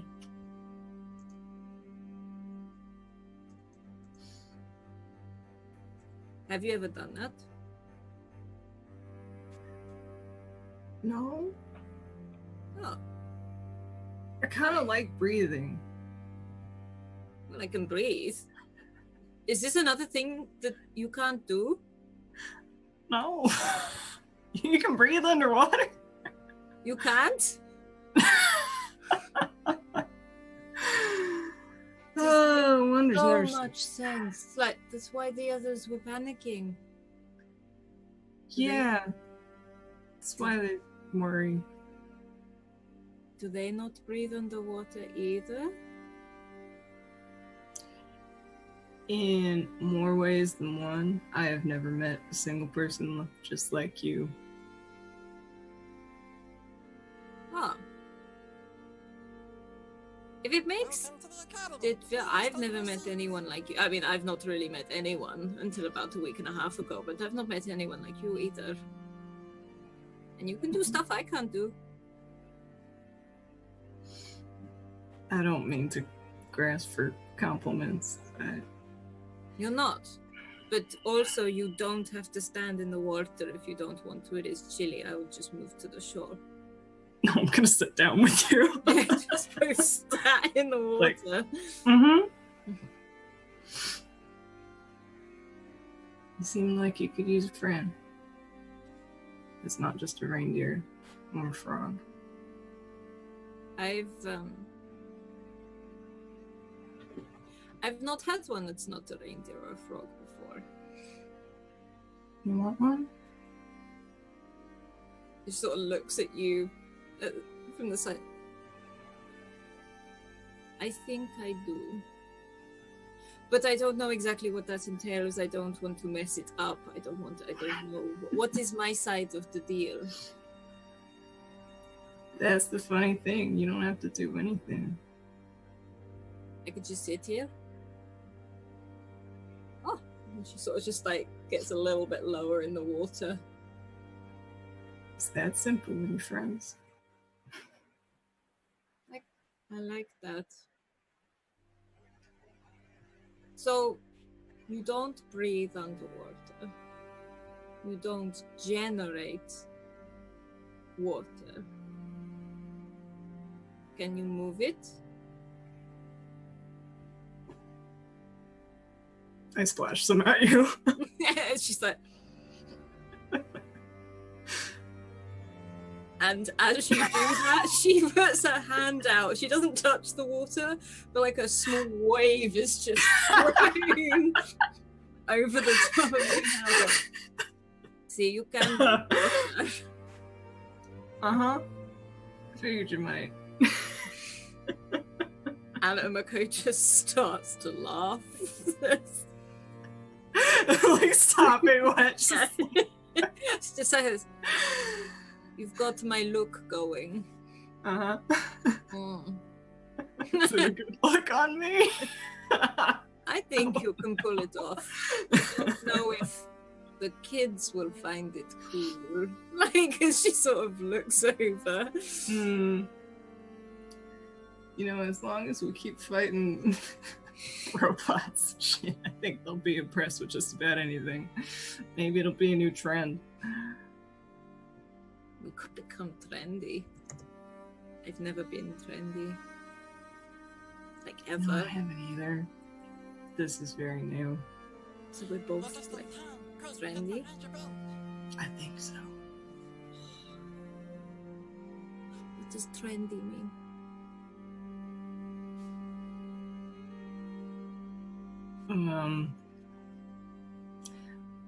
I don't really know, but people seem to like it. It's like, Well, what's in style or something. if it's a positive thing, then I'm happy about it. Some people don't like it because it's like too popular, but I mean, they're kind of outliers. They don't count. I mean, I'm popular amongst my reindeer. That's important I in feed your them. line of work. I feed them. I think that's what popular means. Mm. Hmm. Do you like the water? I'm sorry for splashing you. Like, this was like a wave. This was like a wave. It wasn't a splash. Yeah. I can't say I saw it coming, but I started that. I mean, it's clean most of the time. It just is. It's like the ground, like the sky, like we kind of take it for granted sometimes, but It can do wonderful things, and it's scary sometimes. If you've ever seen an ocean, that's scary. In a good way. you have to show me sometime. I've only been What it looks once. like. I've only been once, but I would like to go again. We have to build the cabin and we have to see the ocean. Sounds like a plan. Deal? And she holds her hand out and then quickly removes the frog. She forgot she was holding. Okay. I'll definitely take your hand. We're both just like sopping wet. Sat like up to him, was it? Okay. Maybe I'll show you what else I can do with water, you know, when I'm feeling a bit more up to it. That'd be real cool. I can do more than just splash. There is one thing I can kind of do, but it kind of freaks me out sometimes, so I don't really do it. It freaks you out. Well,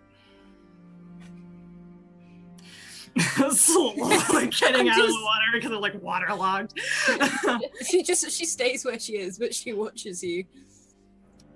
I mean, how far away are we from like shore and or plant life?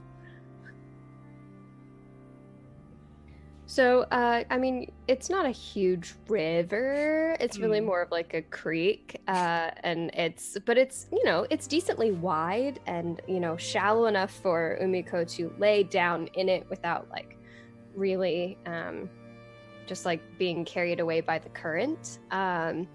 But so it is a little bit wider. It's not too far to actually get to the edge where the plant life is, though. Right. Well, let's quit for a second and just like sit down among kind of grass and ferns and stuff. And after not quite like 30 seconds, a minute kind of thing, you notice some of the plants are like growing up and around them and like kind of growing over, and like some new growth is happening, like kind of new almost like vines and things just like creeping up their sides, and definitely like into, well, like holding up the, after they start kind of like clinging to the mechanical arm, they're gonna hold it up away from it. But it's like this slow but very steady progression of growth. But after like a minute or so, the thing gets really like looking uncomfortable and just like stands up and brushes stuff off and like Umiko's laid down and rolled onto herself and gone and like looked on the bank, and it's just like, okay, I can't do that. That's pretty what's it? Trendy. Hmm. The plant life very reluctantly lets go as you kind of shake it off and kick it away. Yeah. You don't like that? You make things grow. I never asked it to. Oh, I didn't ask for this. And she starts generating water in her hands, just as it drips. I didn't ask for it either, but you actually make things grow.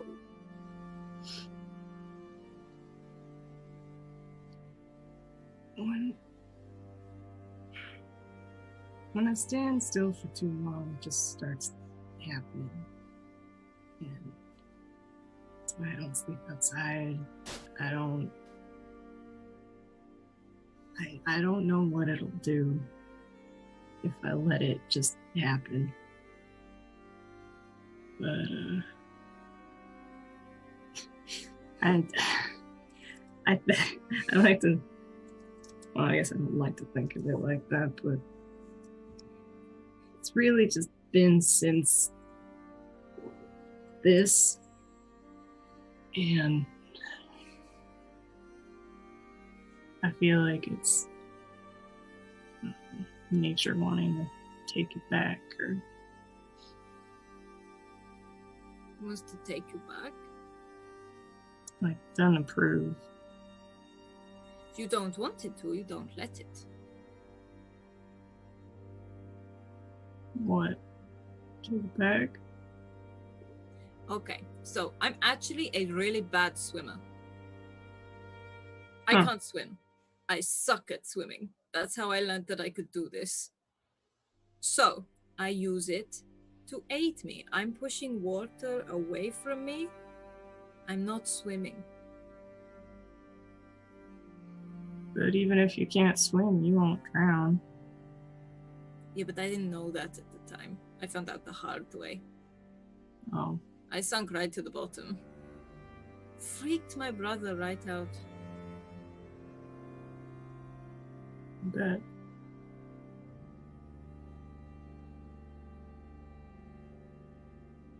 Has it always been like this? You've always been able to do I these think things? so. I don't know. If I'm honest, I never asked my brother or checked. I sort of didn't. It's not something I wondered about. I genuinely thought everyone else could do it for a while.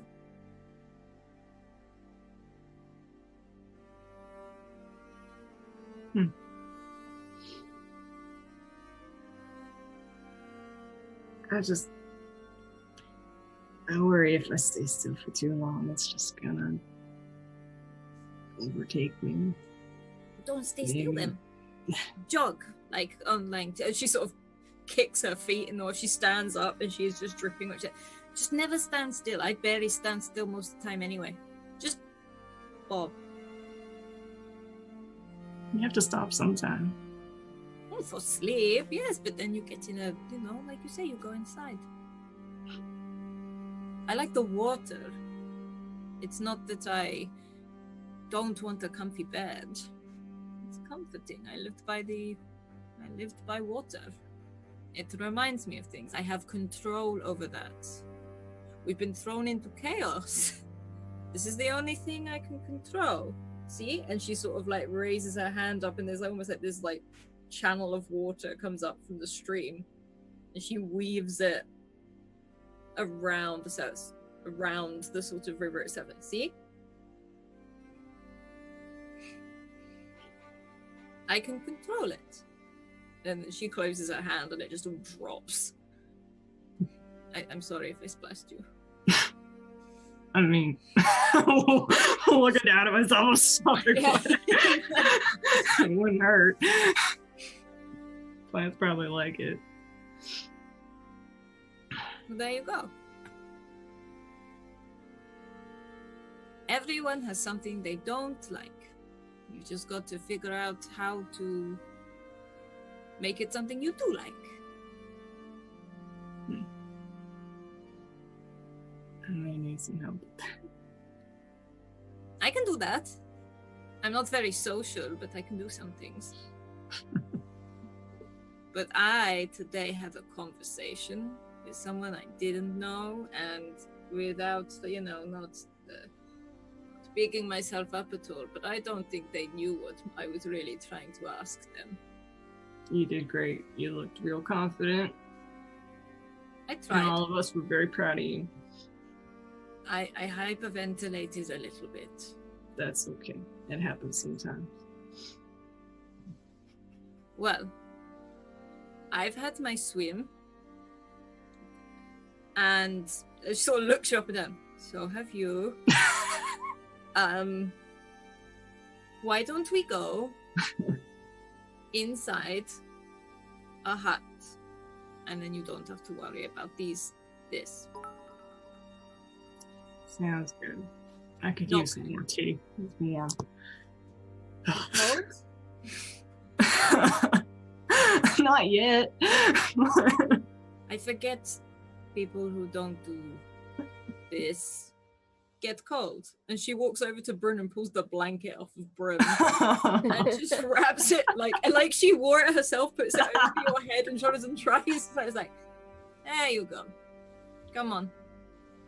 And starts to walk. She grabs Bryn and starts to walk back to the hut. We're just like, Yes.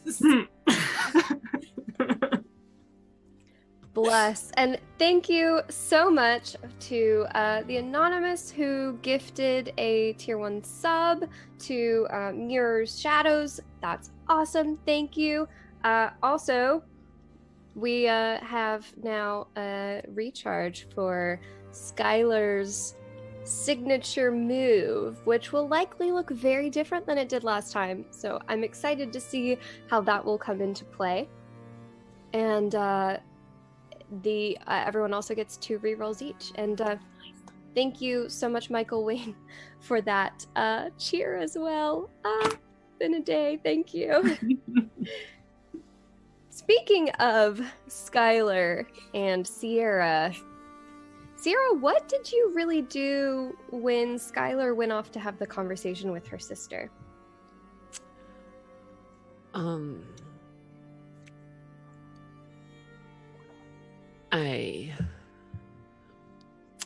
So at first Skylar, at first Sierra looks down at regretfully, and then very quickly snaps back up. So the rest of you, I'm sure you must have seen a number of things on your journeys. I'd love to hear all about them. Speaking to the other travelers. Sure. Yeah. What do you want to know? Well, have you heard anything of the recent mech attacks, such as the one in Mellowary? Yeah. Actually, we were gonna meet with Bastion with some of the news we have about that in the morning, but I'm amazed Mellowary is days from here. Yes, well, the Dynama has its ways. And I am the Soul Whisperer, so there's that too. Mm-hmm. Maybe I could tell your fortune and perhaps gain some insight onto your perspective on everything that's been happening. Sure. Yeah, you're welcome to. Okay. Your hand, please. Oh, okay. And I'm going to heat my hands up and then caress his hand. Or her hand, or their hand. I don't know their pronouns, sorry. Yeah, so his hand is kind of out towards you, and is there anything obviously you'll see a glimpse into his life. Is there anything you're wanting specifically from this fortune reading? Yeah, I'd like to gather something of like I mean, what he's seen on his like travels, like if he saw any weird mech things, or if he saw any people with like red scarves, or people with the decay. Right. So you're kind of looking for that information pertaining to you. You see If I a can. few scenes from the journey, and you're not sure if it's because you've recently kind of planted this in his mind and he's going over them in his head. But you see a flash of the ruins of Mellowary. It's destroyed, smoking still, as the caravan of merchants pass by it and continue on, because there's nothing to salvage, nothing to save, no place to stay the night. You see them traveling on the road with a number of avian mechs circling above.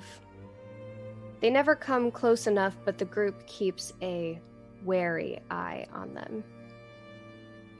You see them trading in another small town. Few people. It's not much larger than the encampment itself. You see them commiserating and sharing laughter, but also sadness. There were a couple of homes in this small town that were destroyed too. And after a few more glimpses of just moments like this, you are brought back out.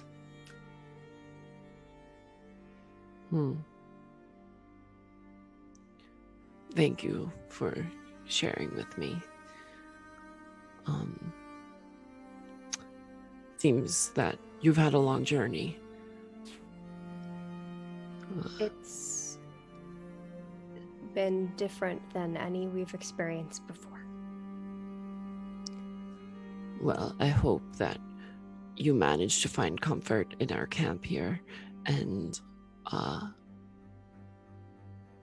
if there's anything we can do for you, just don't hesitate to ask.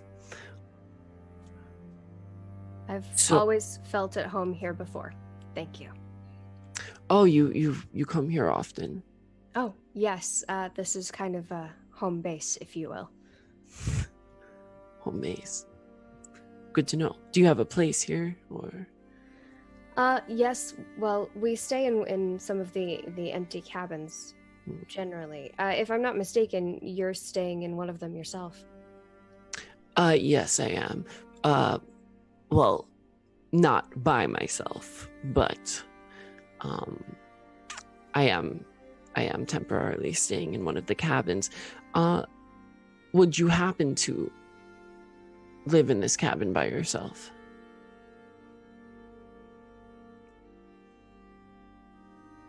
I stay generally with some of the other merchants. Oh, nice. Cute community vibes here. Everyone likes to stay in groups. It's very heartwarming. Relate, but I'm gonna go talk to my friend, and like I'm gonna kind of like look back towards Fen, and Fen's not there anymore. Oh no, I'm just gonna go talk to and then I'm gonna look towards Skylar, who's like bawling and hugging her sister.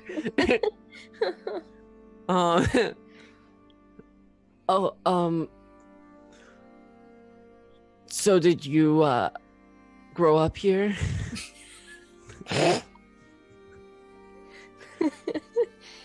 Yeah. And I think with that awkward small talk starting, we'll see where Skylar's at with Shyla. Well, I think they were probably heading back to the group that Sierra is now awkwardly chit-chatting and mingling with. It's painful.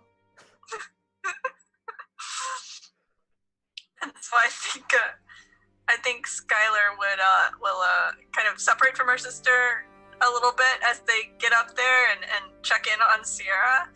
And I think Skylar even like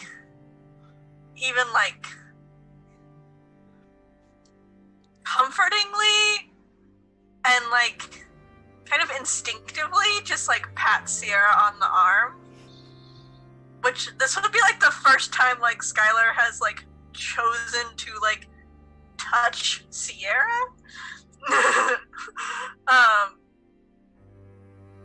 It's kind of like nods, and she's like red and puffy and like.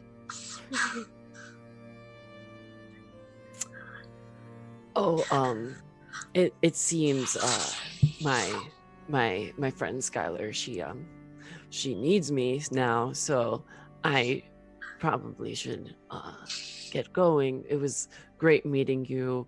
I look forward to hearing more about the news you bring at the meeting tomorrow with Bastion. Oh, you're coming. Oh, of course I'm going. Was I not invited? Oh no, I just I didn't realize I hadn't met you before, and so I didn't. Oh yeah, everyone's been talking about the big meet. You know, I've been spending the whole day actually planning what outfit I was going to wear, and Wow. I've gotten a number of invitations actually. You know, I think it's. Of course. Yeah, it's been Well, a yeah, lot. see you there. See you Been a there. lot. Yeah, I'll And see you. Shyla sits down and is just kind of like, "Oh, you're leaving already?" Well, I guess we could chat some more if you'd like.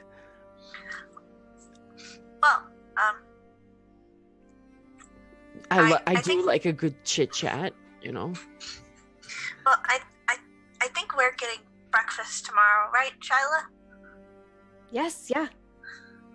Well, and I think it's been a long day, so I think Sierra and I here should go figure out where those other two wandered out with. I think I probably need to apologize to Umiko too. I've been doing a lot of apologizing today.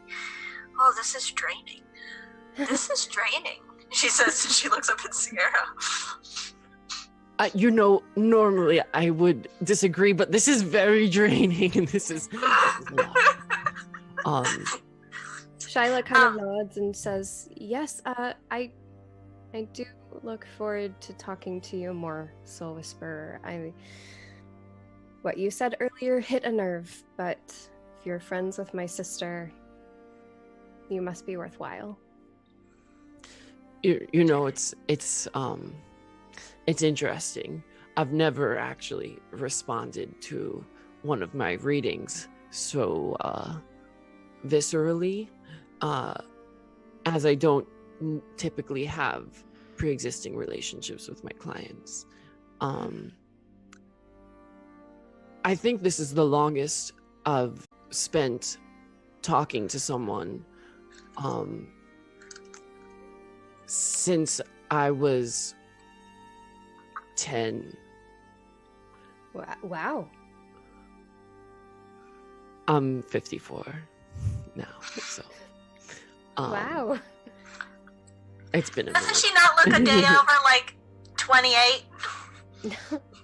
I glow a little. Well, I appreciate it. Accountability is important in friendships, and I didn't want to hear it, but it was something I probably needed to hear to sort out some of my own emotions, so thanks. No problem. See you tomorrow for breakfast, Skylar. Sleep well, okay? Okay. You too, I guess. Yeah.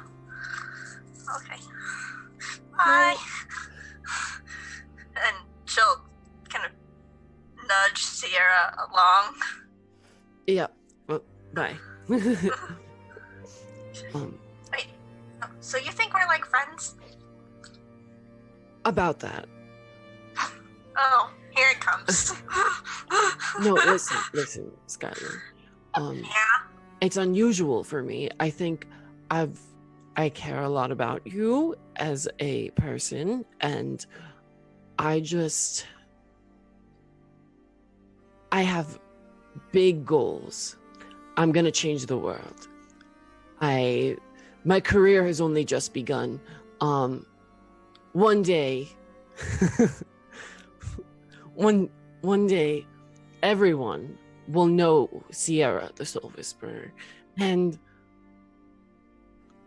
I just don't know, with everything that's going on, how well I can balance and juggle between work and friendship, and so it's not you. This is just as hard. This is probably just as hard for me as it is for you. And it might be a little harder for you if I'm, as you are the one that's on the receiving end. Sierra, I'm gonna stop you there. Don't hurt yourself.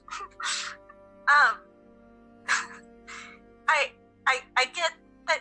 I have to say, I've been a loner for a few years now. Clearly not as many years as you've been doing it. You're like an expert and I'm like a novice. On like loner-isms. But I've learned more in the last week with this group of nice people that I care about than I have in the last several years. So, maybe just consider that there's some benefit to, the power of friendship, and, that maybe sometimes we can reach our own goals when we also aim for squad goals.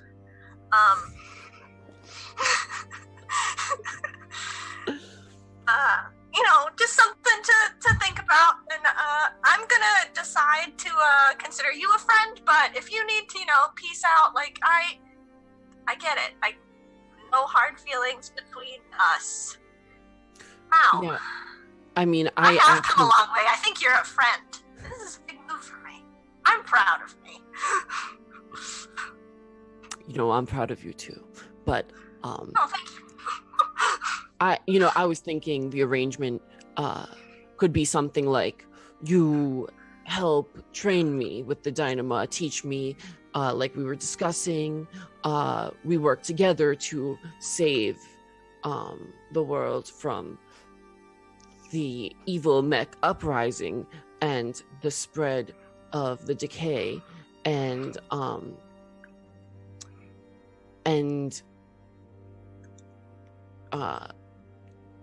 I don't see why we need to put a label on anything in terms of our relationship. Let's keep it professional. Casual, loose. It's a loose friendship. It's like we're friends with additional benefits to our relationship. We're friends with benefits. Well, we're loose friends, but the benefits are strong because we're gonna save the world together.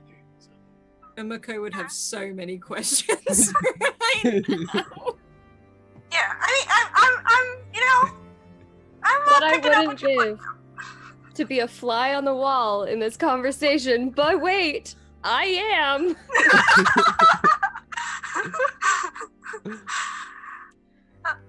Yeah, so we should probably, speaking of, like, squad, we should probably go figure out where, Fen and Umako went. Make sure they didn't, wander Let's off in gather the the woods squad. in search of random people. Absolutely. Good thinking, teammate. Yes. Yeah. Excellent job. Squad up, Squad team. mate. Squad mate. Squad mate. I think Umako will be walking back at this point. I don't know if Fen will be with them, but they're both drenched. Umako has put like a blanket over Fen, And Emiko's probably laughing because of Fen just being soaked. She probably still can't stop laughing about it. So you probably hear her before you see her. Oh, are we interrupting something? Oh, no. Fen's my friend. With benefits.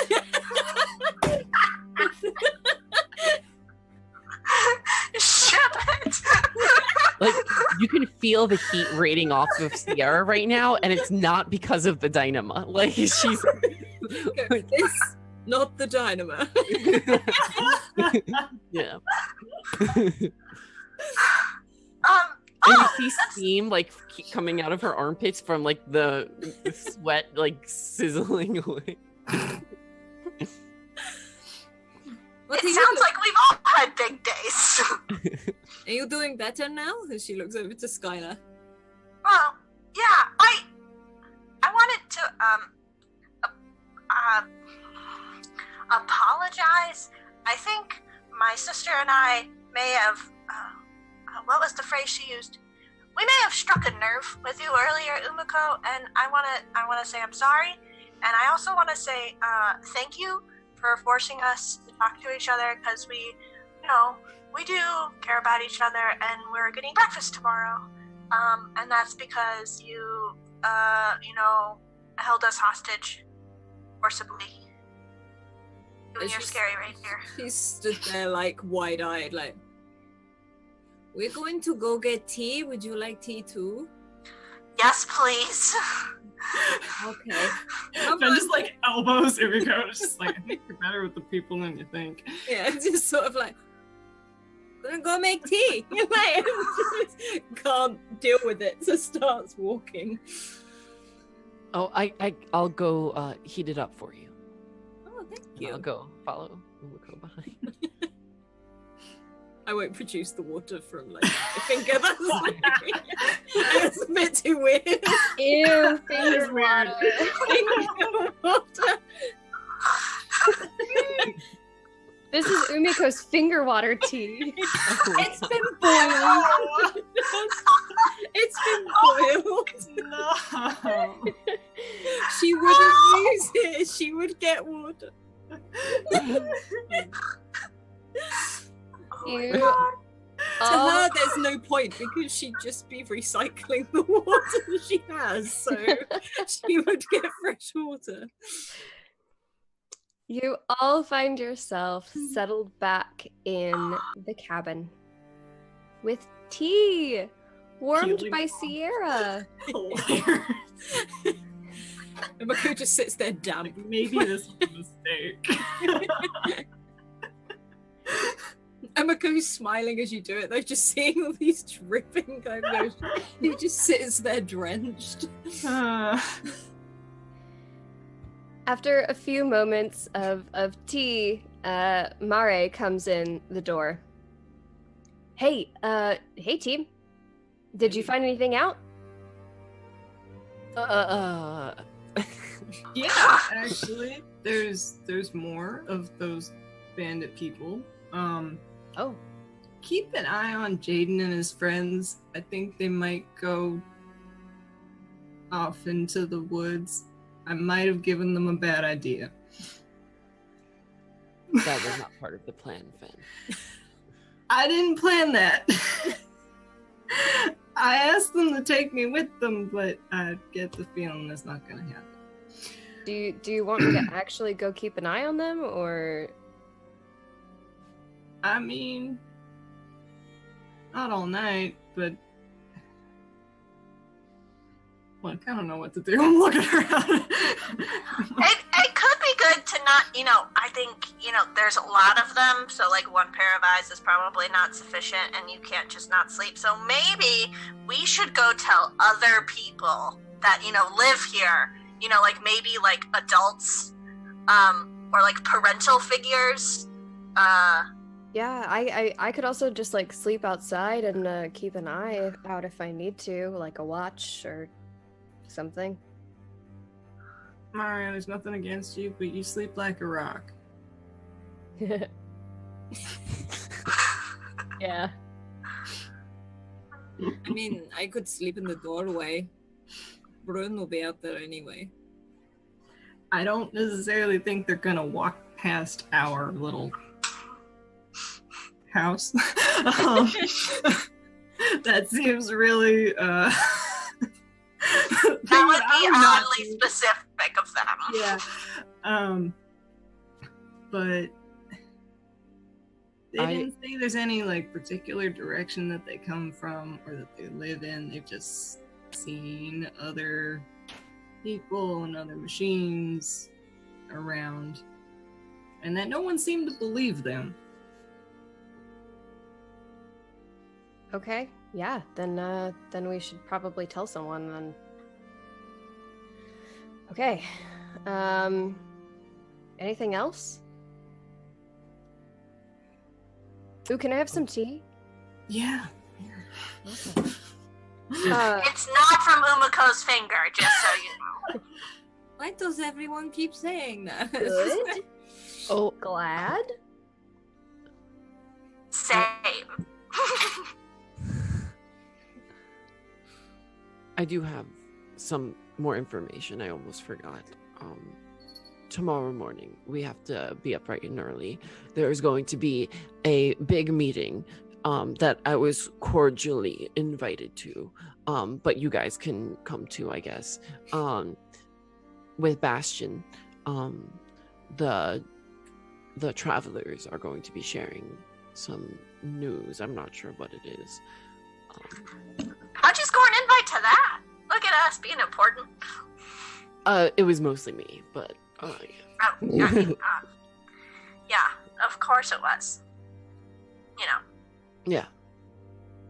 And we just, you know, as a squad may have like saved them. Yeah. Anyway. Mare sits down cross-legged as you hand him a fresh cup of tea. He says, okay, so we get up early and we go to this meeting, and someone suggested that maybe we could get a better view of the decay and whatever's in it from a vantage point in the city. I thought that was from the ruins, not here, right? Yeah, like the tall buildings. Right. If you get up high enough, they think there might be a good enough vantage point to see out in the distance across the horizon. How long do you think it'll take to get up there? Once we get there. It'll definitely be a day, and our travel would be cut into a little bit if there's an important meeting in the morning, but it sounds like we have some leads, and I think that's better than we started the night with. Yeah. Alright, I do want to tell some more people tonight that maybe everyone should stay close to camp. I wouldn't mind helping if on a watch rotation. If we want to get to a vantage point quickly, I've got Brun. Can we all ride, bro? 2 or 3 could. I could walk. I'll walk too. I would not mind a ride on the reindeer. My stomach still hurts. I was trained in side saddle by age 7. I mean, you can try that on Brun. Good luck. Yeah, good luck riding the reindeer, guys. Like, he, you know. He's okay. Yeah, right up until someone smacks him on the butt. Well, I won't do that if we're going to a vantage point. I thought you wanted to get back quickly. Not that quickly. Well, first let's find out what Bastion has to say, and then we can, or not what Bastion has to say, what the travelers have to say, and we can take it from there. Because as much as I'd like to get this vantage point, I'm concerned about Naomi and the lottery ticket.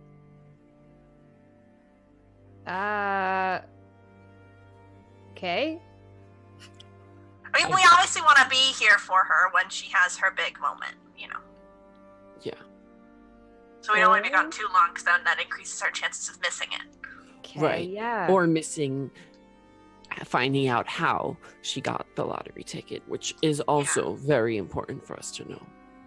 Hey, here's the thing. Since we haven't rolled once for weeks tonight, let's do that real fast.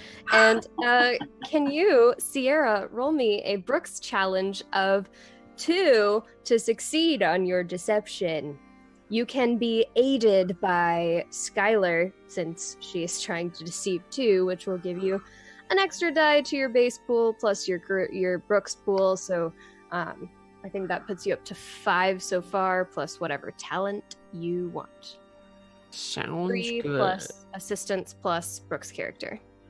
So, okay, 3 plus assistance plus Brooks plus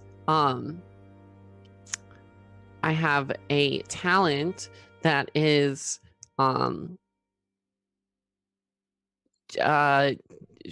you know your stuff. People view you as an authority and are more willing to believe what you state as fact.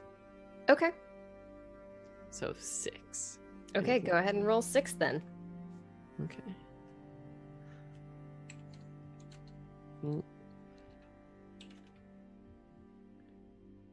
What number is Brooks again? We just had 69 sitting in the Roll20 window the entire game. Yeah, I know.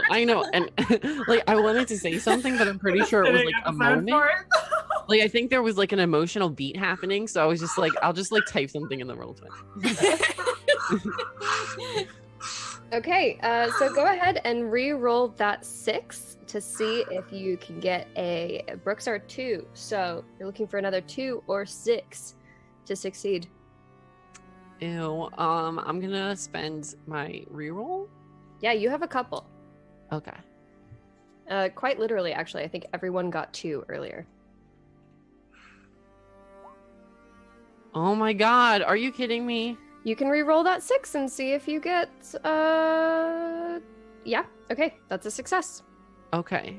And you can re-roll again if you want, just you never know what'll happen. Get a bunch more 6s. Yeah, I'm gonna use my other reroll. The 6 explodes, The right? 6 rolls again. Oh, okay. There we go. Yeah. So Cool. that's a solid success then. So he kind of nods. He's like, okay, yeah. I mean, if we could get all of that done tomorrow, it's when. Do you know when she's supposed to win the lottery? No, that I don't get that kind of information in my visions.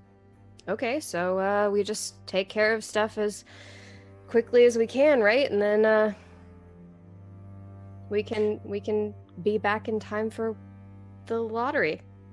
Of course. Oh, you're so wise, Mari. So wise. He looks kind of proud of himself, and he goes over and settles down. He says, well, if we have to be up for an early morning meeting, I am going to sleep like a rock. As you do. As I do. Night all. And he, pulls a blanket up kind of over his shoulders and tucks into bed. Well, today has been rather eventful.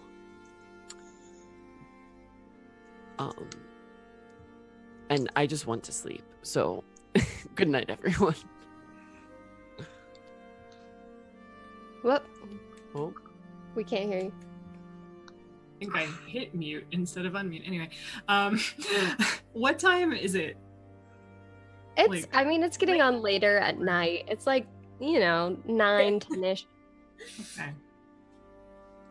That's putting hours to a day, and Yeah, but just like when people are mostly going to sleep, or Yeah, would people yeah. still be up?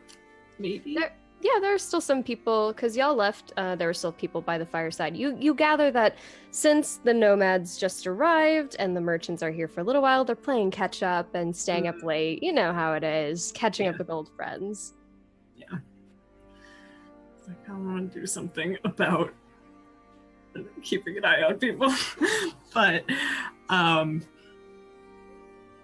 don't know. I haven't really spoken to a lot of the people here, so I don't know who their parents are. Yeah. The only like authority figure that I know is Bastion, and I haven't seen him all night. Yeah.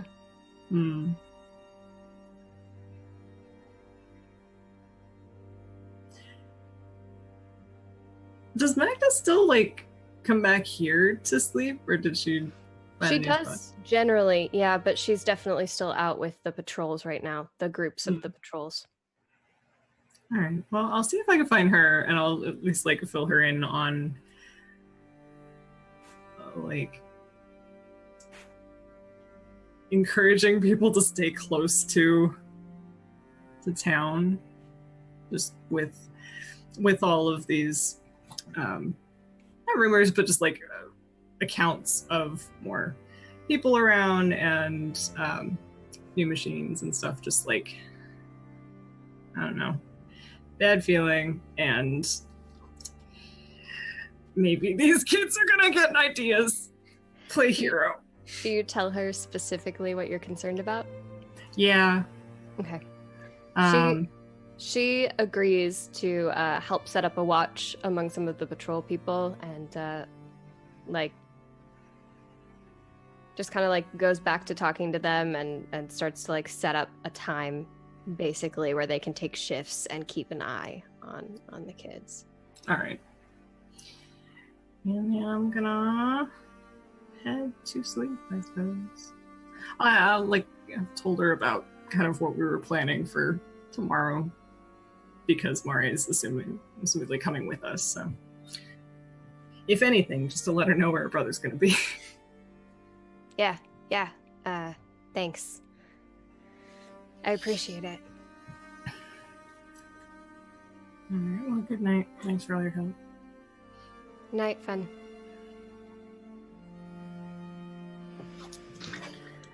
And I think Skylar has curled up in bed and promptly passed out.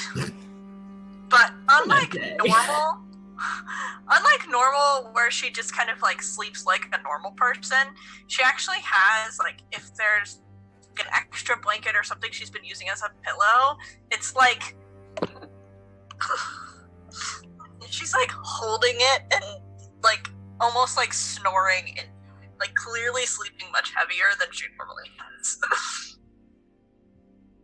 Umiko? Umiko, in fact, if Fen comes back, probably have to step over Umiko, who is effectively asleep in the door frame, so that she can sort of be half and half outside, half inside, and can see Brun, but still keep an eye on everyone at the same time. But she is out. She is asleep. And Sierra? Sierra definitely tried to like make it seem like she was asleep, but she's actually like kind of like low key sitting by the window and looking out and like trying to keep an eye out in case she sees any of the kids. Try to run. I grab a blanket again, put it on Umiko. Because she just drops. Not doing this. She just keeps going to sleep in weird places. Like, well, I'm not gonna like move you from where you want to be, clearly, but please be warm. But be comfortable where you are, please. Just leave it. Like, you do literally have to step over like her big boots and everything as she's just out leaning against the door frame. Like, please don't fall over, but okay. Here. Yeah. You all settle in for the night in your varying spaces and your various levels of alertness. And the night passes uneventfully. Except Skylar, you have a few dreams. Your sister's in them, and used to, that was a bad thing. Tonight, it's not. And that's where we're gonna stop our Dynama session for this week. Wow, I thought that maybe there would be a cliffhanger at the end, but I think we had enough huge moments in the game to where we didn't need to do that. So thank y'all so much. We're gonna go around and talk about this game. Thank you all for being here. Thank you for supporting us. Thank you for cheering us on and everything. It was pretty emotional tonight. Wow. We're going to go around and talk about who we are, where you can find us, and what our favorite part of the game is. And I'm going to do a thing where I don't go first because I want to think about what my favorite part of the game is. And we're going to start with Julie. Okay. Well, hello, I'm Julie. I go by Jgrave Art just about everywhere online. I do art and yell about D&D and RPGs. And, man, tonight had so many good things. I feel like Skylar finally talking to her sister was like just a huge, long, much needed thing. But like the hug at the end of that was especially just like, good. But I like that it took a few tries, a few false starts. Because that's how it is with people. You don't just like walk up and be like, okay, it's time to resolve our tension, and then never think of it again. We mess up, we make mistakes, and that's the beauty of it, I guess. That's awesome. Yeah, thank you so much. Did you say where to find you? Yes, at least on, yes. Yeah, okay, perfect. I was there it is, there's a link there. Cool. Kelly. Oh boy, guys, I'm tired. I'm gonna go cuddle with my dog after this. Hi, I'm Kelly. You can find me at @KellyLane on Twitter, where my full schedule is posted in a pinned tweet. Big highlights of it, you can find me here, obviously, but also Tuesday nights on the Academy at 10 p.m. EST playing Cursive Strahd. I missed this week, and I'm scared. I'm worried to see what I'm gonna come back to. Have you not watched it yet? I haven't watched it yet. Okay. You don't leave the three rogues in the party alone. I can't rogue either. We cannot rogue. You can also find me Saturday evenings on Wandering DM playing in Go West, which is a Pulp Cthulhu game set in the late 1800s in the New Mexico territory, and things are getting spooky over there too.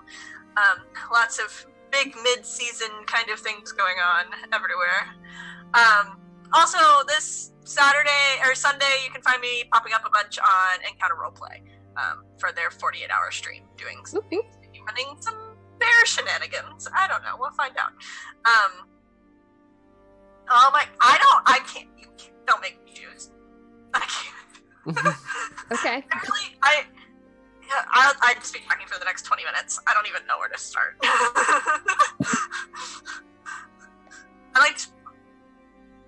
My favorite non-hardcore feels thing was getting to decide how Skylar would react to holding the frog.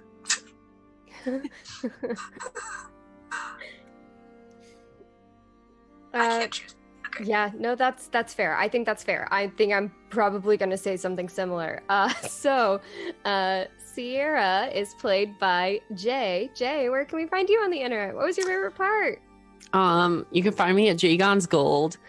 And my favorite part, well, I'm definitely like super happy that we have like our first like ship. So like Femiko.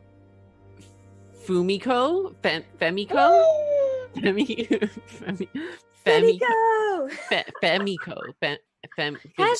Femiko. Or Umien. Add us. You're also so clueless. So Fenico. Oh, Fenico. That's good. I like Fenico. That's it. Fenico. Okay.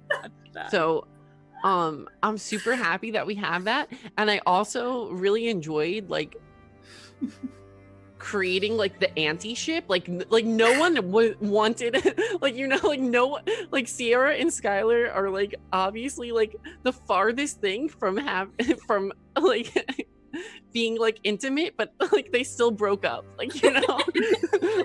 Like they weren't, like they never even like and I love that. So that was really funny, and it's just like the contrast. I love that contrast between like the Umiko Fen thing and then the Sierra Skylar thing. Also like like Gigi, Renee, and Kelly, sorry. Gigi, Renee, and Kelly for working those eyeball things in your head. So that was like crazy and emotional, and I died a couple times. Okay, I'm gonna go and then I'll hand it to Alice to sign us out and explain her favorite part. But for me, storytelling this game gives me so many wonderful moments. I think these past 4 games, especially, starting when the party blew up and Fen like died, that was a big deal, and everything since has been like a 10, and this was like an 11, and it was just... Wow, it was a game, y'all. You make this stream so worthwhile. I just have to brag on this cast. They're amazing, and this is my first time running a game for a stream that is full length, and it's just amazing. These are amazing people, and I can't brag about them enough. I cried tonight. That's definitely one of my favorite moments. I absolutely cried role-playing with Kelly for Shyla and Skylar, and that was incredibly rewarding. It was great. It'll be memorable, and I will remember it for probably my entire GM history, right? Like, I loved that we played this entire game tonight and barely played Weave. I still have the cards picked out. I'm not going to show you the boss card, but I had these picked out last session. We didn't get to them. I had them picked out this session. We didn't get to them because the role playing was so freaking on point. Like, it was just amazing. It was amazing. So, yeah, it was just so good. Also, favorite moment was the squad goals moment. That was great. Umiko and Finn, super cute. Hashtag Finnico, tweet it. I loved this game. I loved so many moments tonight. It's hard to pick just one. I think Potato Hollow said it best in chat. It's like most clipped moments in a single game or something, which is like wild, but also I'm not surprised. Every single moment in this game was epic tonight, and y'all made it epic, and I get it. So, oh yeah, I'm Renee. I am storytelling Weave.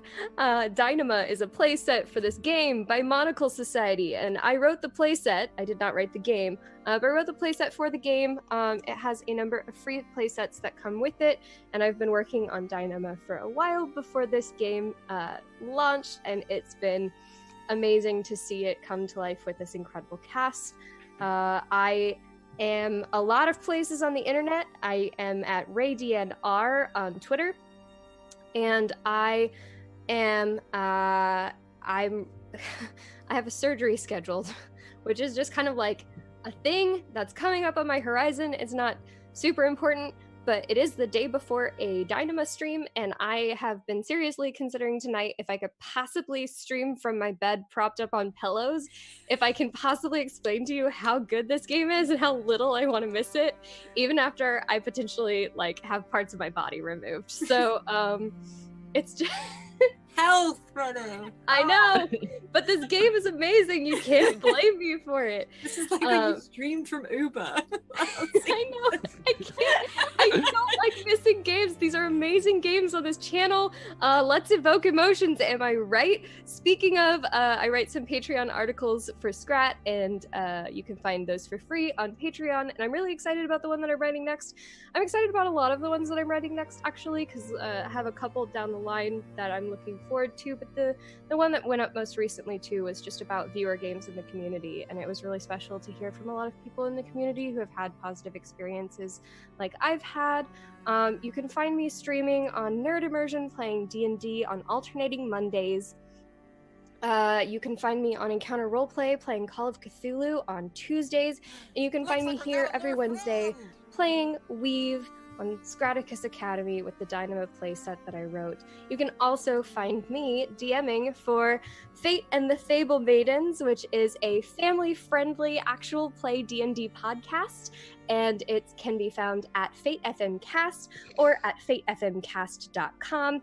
And we just had our first birthday this week, so I'm super excited about that. And we have a live show coming up this weekend. So a lot of really exciting stuff is happening, and I'm looking forward to all of it. Thank you all for supporting us and supporting me, and let's keep evoking those emotions, shall we, Alice?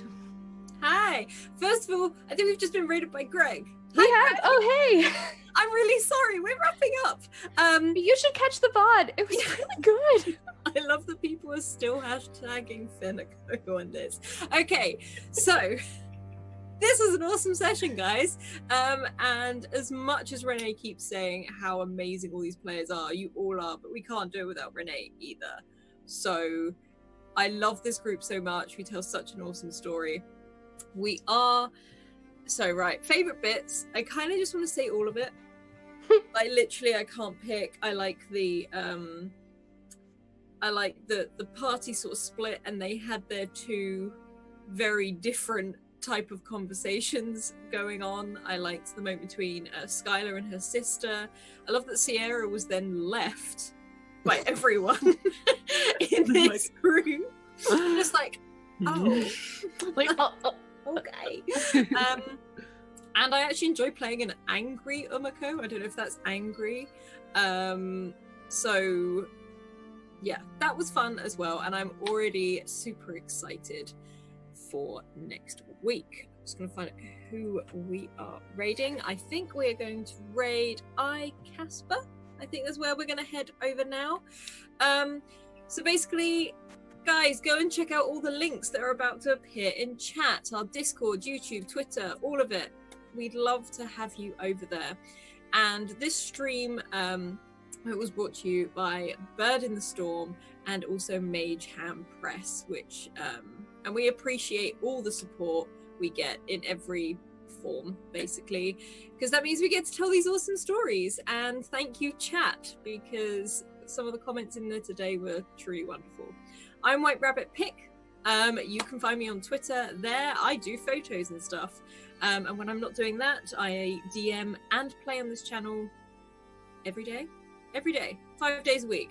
And then when I'm not doing that, I'm over on Tales from the Grim, to play the Lady Blackbird campaign and also the Highlander campaign Cypher System. Other than that, we're now going to go raid, and our raid cry is "Crying is a free action," which apparently people now want a t-shirt. So head over there, send all the love, and keep evoking emotions, and we will see you tomorrow. Bye. Bye.